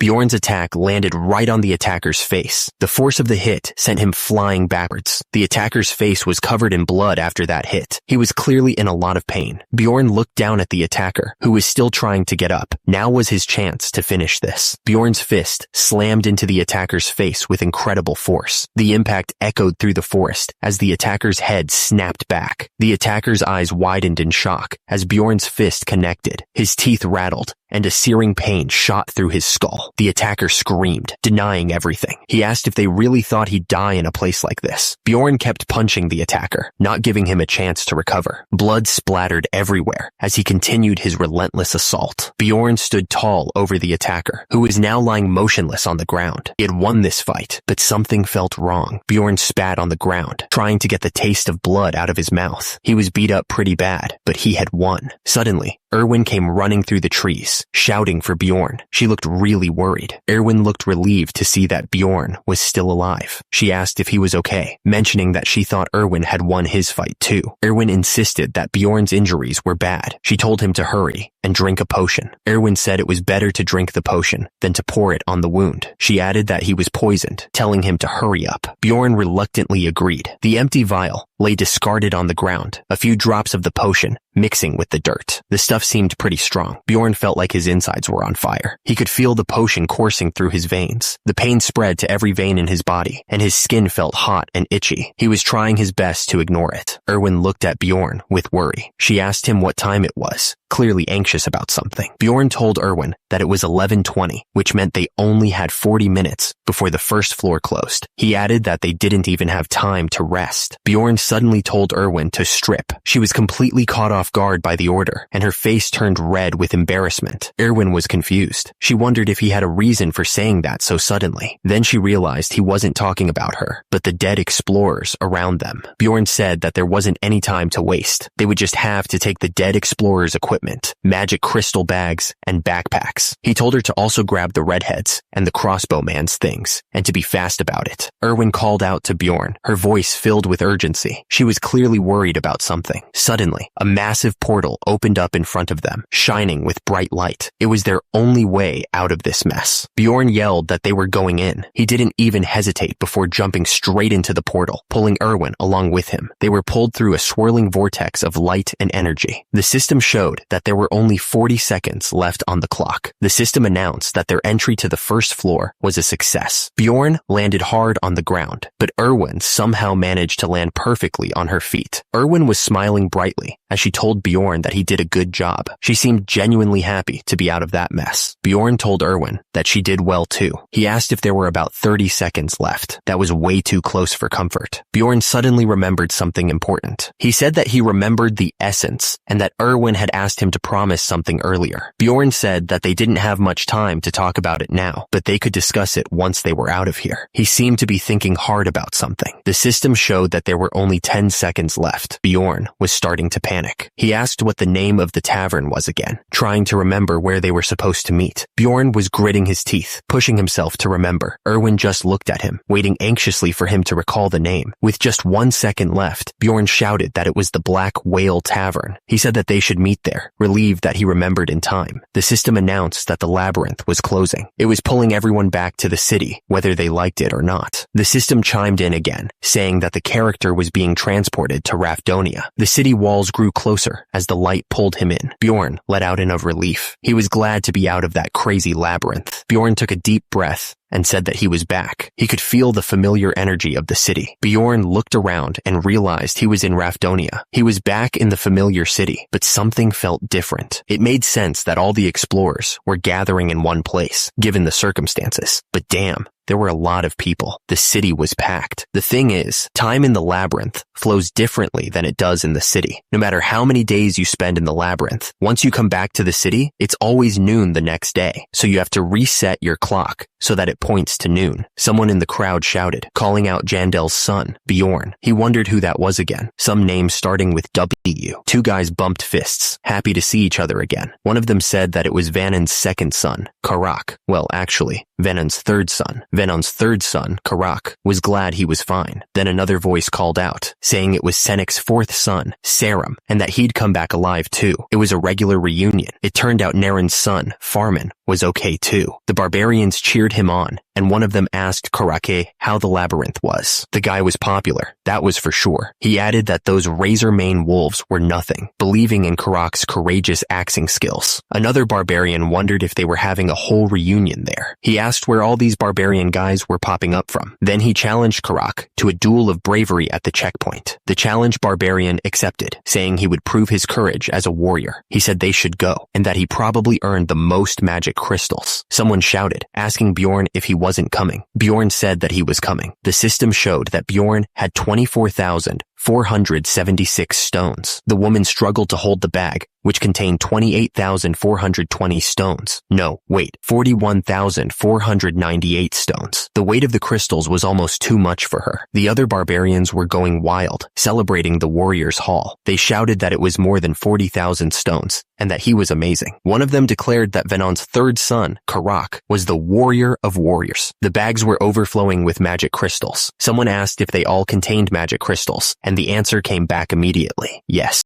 The woman started counting the crystals with incredible speed. The warrior watching her was amazed, saying that she was fast. The woman finished counting, announcing the total, 182,413 stones. Bjorn looked at the number, impressed by the amount he had earned. The barbarians were going completely nuts. They yelled that Jandel's son, Bjorn, had gotten 180,000 stones, which was the highest record of all time. The crowd was in disbelief. Turns out, it wasn't just the stones. The crowd realized that Bjorn had also come back with an axe, shoes, and a bag. The amount of loot was insane. Bjorn stood there, covered in loot, as the other barbarians started to get jealous. One of them shouted that it wasn't possible, and another called Bjorn the best warrior. They were all losing their minds. The barbarians started chanting Bjorn's name over and over. Erwin watched, understanding why they were so passionate. Bjorn was becoming a legend right before their eyes. Bjorn thought to himself that, of course, he'd be the first barbarian to ever enter the labyrinth without anything. He was different, and he knew it. Bjorn grinned, thinking he'd come back a civilized man. He was already planning how to act like a normal person when he returned. Suddenly, Bjorn swung his weapon around and yelled that he was the best warrior.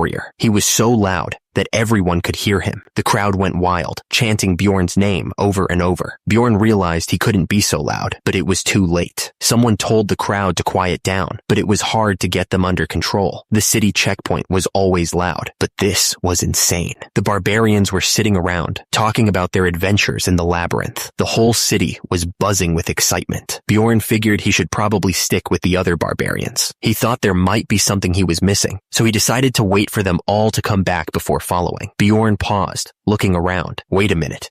It was Erwin. She looked happy to see him. Erwin told the group that she thought she knew how to work with spirits now. She explained that she had heard flame spirits were impatient. So, Bjorn watched them, a little annoyed. He figured that was the kind of people Erwin hung around with. He thought to himself that he only had savages around him, and that he was envious. Erwin looked this way, smiling. She seemed happy to see him, and waved. Erwin asked Bjorn to meet that night. Bjorn watched her, nodding slightly. Another woman asked Erwin if she knew Erwin. Erwin seemed shocked by the question and denied it. Another man, Jandel's son Bjorn, asked him what he was staring at and if he knew that fairy. Bjorn denied knowing her. Bjorn figured that was the case. He shouted that there was no way the best warrior like him would be on familiar terms with those cowardly earheads. Erwin looked absolutely annoyed. She didn't like what was happening. Bjorn was in a lot of pain. He cursed. One of the barbarians was losing his mind. He complained that they never gave a damn and asked if this was Romeo and Juliet. Two barbarians walked up to the building. One of them was happy that they were finally done. One of the barbarians shouted that they should get going. He added that everyone was here and told them to go. Bjorn looked down at his dirty boots, covered in blood and grime. He figured it would be impossible to talk to Erwin with so many people around, so he decided he'd have to catch her later that night. Suddenly, Jandel's voice boomed over the crowd, calling out for Bjorn. The barbarian was eager to see his son. Bjorn turned and saw his son running towards him. He picked him up and gave him a big hug, saying he missed him too, and asking how he had been. Nearby, two barbarians embraced, one exclaiming how glad he was his brother was alive. Bjorn watched the scene, thinking that the game had something like this too. He was reminded of the joy and happiness of families and friends. But the happy reunion didn't last for everyone. A woman started shouting, desperately asking where her husband, Romarian, was. The joy quickly turned to despair. Agony filled the air as the two survivors knelt beside Robin's body. One of them cried out, saying it was all their fault, but the other insisted that there was nothing they could have done to change what happened. The grief was heavy. The others gathered around, their faces etched with shock and disbelief. Someone screamed Robin's name, demanding to know why and how this could have happened. The air was thick with sorrow. Bjorn watched the scene unfold, a strange feeling washing over him. Seeing these faces, these tragedies in real life instead of on a screen was intensely unsettling. It was all so different from the game. Suddenly, a voice boomed through the tavern, calling out for drinks. The sound was a welcome distraction from the heavy atmosphere. Two people raised their mugs high, taking long, desperate gulps. They were trying to drown their sorrows and find some comfort in the shared moment. The tavern was filled with the sound of heavy drinking. Bjorn tilted his head back and poured the liquid down his throat. He didn't seem to care about the others or the recent tragedy. The barbarian slammed his mug on the table. He thought to himself, asking if the others had lost their minds. The person thought that the reason he was with these barbarians was because he didn't want to miss a necessary step in the process. The barbarian watched the others pour drinks. He thought to himself that it was a waste of time to stay here with these guys. The barbarian said that he had somewhere to be. Another barbarian looked up, shocked, and asked if he was really leaving now. The others couldn't believe it. One of the barbarians yelled, asking if Jandel's son was really leaving today and wondered why. He was worried that they wouldn't stop him from leaving. Bjorn just walked away, not looking back. The others cheered him on, wishing the warrior of warriors good luck. Bjorn walked through the city, the sounds of his footsteps echoing. Someone was chasing after him, yelling for him to wait. Bjorn kept walking, a rare moment of peace washing over him. He was glad to be away from the chaos for a moment. Back at the tavern, the others started talking about their lives. One woman said how peaceful it was here, with no monsters or humans to hurt them. She wondered what they should do this evening, and suggested they have a drink, mentioning her husband had gone to the labyrinth. Bjorn thought about how this place had laws and rules, and it felt relaxed. It was a nice change from the labyrinth. Bjorn walked through the streets, looking at the clothes hanging outside the shops. He took a deep breath, enjoying the simple things. Bjorn realized that even if he fell down here, he could get up like nothing happened. Someone might even lend him a hand before he could even ask. Bjorn walked towards a building, thinking that this place might be the other world. It was way more barbaric than 21st century Earth. That was for sure.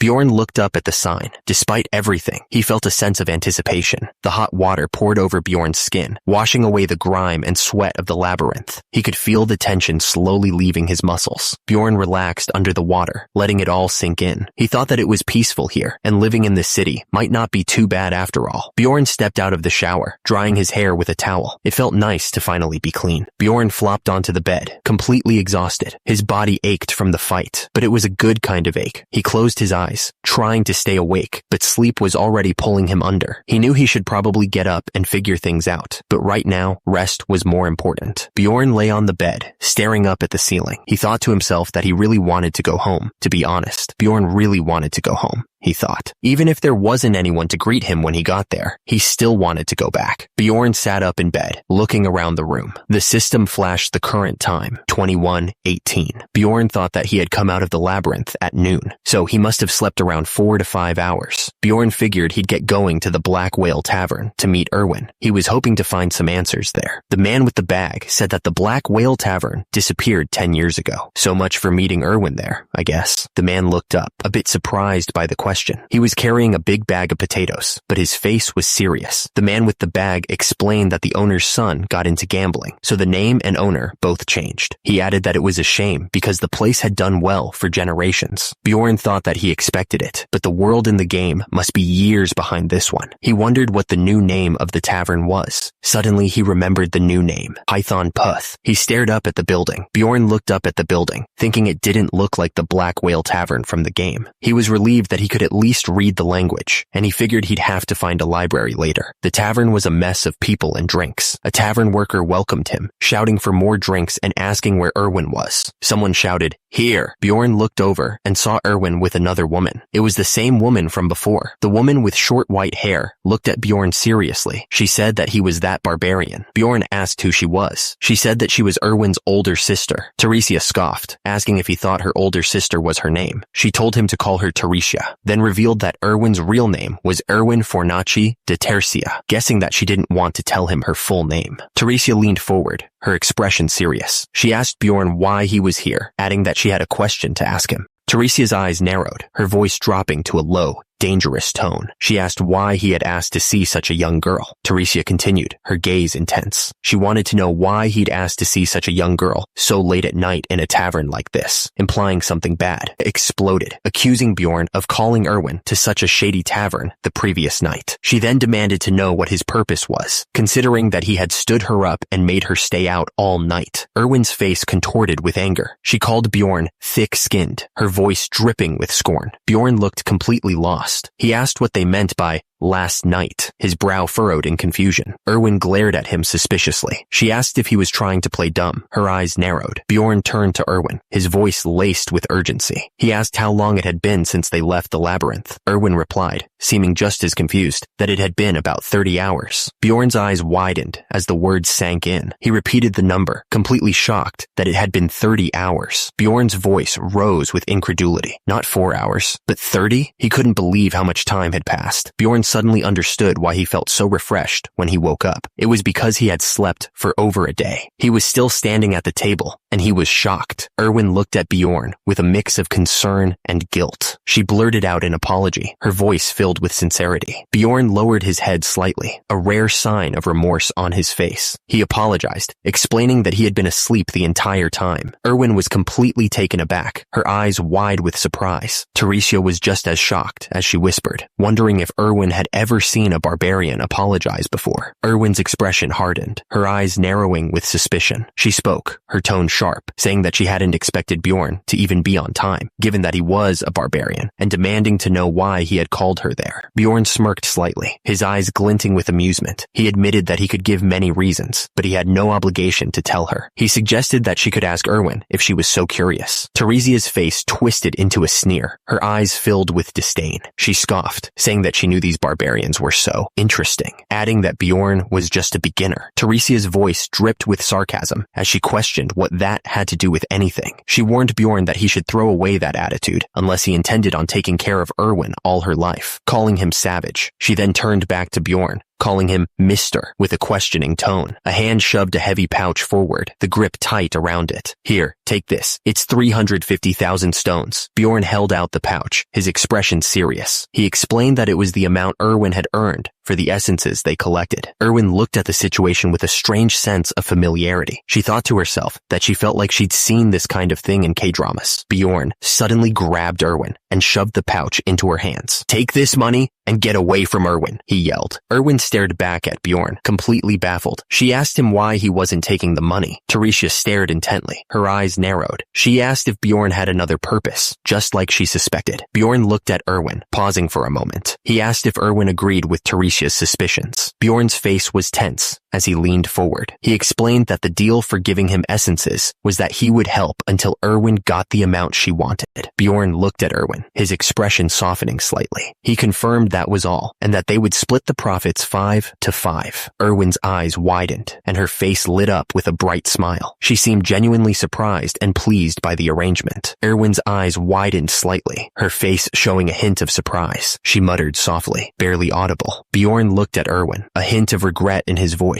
He apologized, saying that they were a pretty compatible duo. Bjorn turned to Teresia, his expression firm. He declared that from now on, Erwin would accompany him into the labyrinth. Erwin looked down, her expression unreadable. Bjorn explained that they were just following tradition in letting her go alone, since it was her first time, but he never intended on letting her go alone otherwise. Teresia's face twisted in anger, her eyes narrowing. She realized that Erwin already had someone to carry her, and muttered that she didn't care about personal connections. Mr. held out a pouch, telling Erwin to take it if she understood the terms. Erwin paused, doing some quick math in her head. She asked if the 350,000 stones were half the essences, and if so, she was still short 280,000 stones from their deal. Erwin gave a wide, fake smile. She acted like she almost forgot. Mr. reluctantly handed over the 280,000 stones. He thought to himself, wondering if she was trying to con him somehow. Mr. was getting annoyed. He muttered about how he now understood why barbarians hated fairies. He then asked if she was done and could leave, as he had something to talk to Erwin about. Erwin looked at Mr., her expression impatient. She asked if he still had something to say, sounding sounding a bit annoyed. Erwin softened her tone, trying to be polite. She told the other woman that she appreciated her concern, but she could leave now. Erwin said she needed to thank Mr. and say goodbye. Erwin's expression hardened, a hint of defiance in her eyes. She stated firmly that she wasn't a kid anymore, as if trying to prove a point. Suddenly, the barbarian woman pointed down at Bjorn, her voice rising. She demanded that he swear on this, then paused, seemingly at a loss for what to ask. Einer's face turned red with anger. She shouted that Bjorn had to swear he wouldn't sleep with Erwin, and if he did, she would leave right away. The demand was completely out of left field. Einar's face was red with fury, her eyes blazing. She stammered, asking what Bjorn thought he was doing, and if he wasn't sleeping with Erwin, did that mean everything else was okay? The question hung in the air, thick with tension. Bjorn stared up at her, his expression unreadable. He didn't even hesitate before swearing. Bjorn ripped his shirt open, swearing on a warrior's honor. Then, he immediately admitted he didn't give a damn about warrior's honor. He looked around confused, calling out for Mr. Einar smirked, clearly satisfied with Bjorn's oath, however sincere it was. She announced she was leaving, calling Erwin sis as she turned to go. Erwin looked stunned. Einar paused, her eyes narrowing. She'd almost forgotten something. Erwin looked up at Bjorn with a smirk, thanking Jandel's son for saving her. Her eyes held a glint of something I couldn't quite place. Bjorn loomed over Erwin, his massive frame casting a shadow over her. He didn't say anything, just stared down at her. Erwin wrung her hands together, looking really nervous. She wondered aloud what she should do, admitting she'd never spoken up to her sister like that before. She asked if Bjorn thought Einar was mad. Bjorn shrugged, telling her she didn't look that mad, considering her smile. He told her not to worry. He started to say he was glad, but then stopped himself. Erwin looked down, regret in her eyes. She thanked Bjorn for his offer earlier, but said she'd made the decision to work with her sister a long time ago. She apologized. Bjorn looked at Erwin, telling her she didn't need to apologize. He said he wouldn't reject the offer, either, if some high-level fairy offered to carry him. Bjorn handed Erwin a pouch. He told her it was exactly 63,000 stones, magic crystals from the redhead and the crossbow. He added that he'd already taken his own share, so she didn't need to worry. Bjorn explained that he left the two people's backpacks at his place. He suggested that Erwin should take a look for herself tomorrow. He admitted that he gave up on having her as his teammate, but it was a bit of a shame. Erwin looked up at Bjorn, stammering, and asked how she should repay him. She seemed really worried about it. Bjorn realized that Erwin was worried about owing him something. He thought to himself, is this why her sister told me to swear not to sleep with her? He figured Einar was worried he'd make some weird request. Bjorn thought about how Erwin wanted to repay him. He had to figure out what to say next. Bjorn told her that he couldn't think of anything at the moment. He then asked her if she wanted to eat anything. Erwin said she wasn't hungry. Bjorn replied that he would just order something for himself then. Erwin just looked down and made a small noise. Erwin suddenly perked up and said she wanted alcohol. She explained that she hadn't had a single drop yesterday on purpose and asked again for alcohol. Erwin's eyes sparkled as she leaned forward, explaining that she wanted to drink the first return drink with him. She recalled that there was such a drinking culture in the game. Erwin continued, explaining that for fairies who lived only in their shrines until they were adults, the first return drink had a big meaning. She stammered, trying to say thanks. Erwin smiled brightly, saying, of course. They went through everything together in the labyrinth. It was a given that they should share their first return drink. Bjorn replied that, of course, this wouldn't be her first return drink, but he suddenly paused, then said that it was his first too. Erwin looked at him, shocked. She thought she had told him she was 22. She then asked if he wasn't joking. Bjorn smiled slightly, admitting that it was his first time in the labyrinth too. It was a rare, genuine moment from the big guy. The table was piled high with food, a welcome sight after the dangers they had faced. It was a feast fit for heroes. Erwin smiled brightly, raising her mug. Mister, you did great, she said, clearly impressed by his performance. Bjorn grinned back, raising his own mug. You too, he said, before they both shouted, cheers. The drinks splashed as their mugs clinked together. The table was a mess of plates and half-eaten food, signs of a celebration well underway. Erwin smiled, pointing out that Mr. was wearing a shirt today. Bjorn grinned back, joking that she was wearing a skirt. It was a rare moment of lightheartedness between them. Bjorn took a massive gulp from his mug, emptying it in one go. Erwin watched him, clearly impressed. He was so good at drinking. Bjorn's expression turned serious. He reminded Erwin that she had wanted to repay him earlier. He revealed that he had thought of a way for her to do so. Erwin's eyes widened with anticipation. She leaned forward, eager to know what he he had in mind. What is it? She asked. Bjorn glanced around, his voice dropping to a near whisper. He explained that they couldn't discuss it there because the security would be all over them. It was too risky. Erwin blushed, a light pink dusting her cheeks. She seemed to be waiting for something or someone to make a move. Then Erwin suggested they go to his room, a playful smile on her face. She added that it sounded good, clearly enjoying the moment. Outside a door marked 305, sounds of exertion could be heard. It was Bjorn, telling Erwin to spread wider as he struggled. Erwin winced, sweat beading on her forehead. Even if you say that, she groaned, clearly not enjoying whatever Bjorn was doing. A sharp cry of pain escaped Erwin's lips. My shoulder! You're dislocating it! Bjorn's face was a mask of concentration, his muscles straining. It's hard to control my strength, he grunted. It never went back that far. Tears welled in Erwin's eyes as she looked up at Bjorn, her voice trembling. Are you sure about this? She asked. Erwin screamed, yes, I swear on my family. Bjorn, satisfied, finally released her shoulder. All right, he said, his voice softening. Rest for a bit. Erwin gasped, relieved to find her arm still attached. I'm alive, she exclaimed, checking her limbs. She then muttered, I see flexibility +4. Isn't that noticeable in real life? Erwin looked at Bjorn suspiciously, a blush rising on her cheeks. Are you kidding me? She asked. Did you suggest I come here just to check my abilities? Bjorn looked away, a little embarrassed.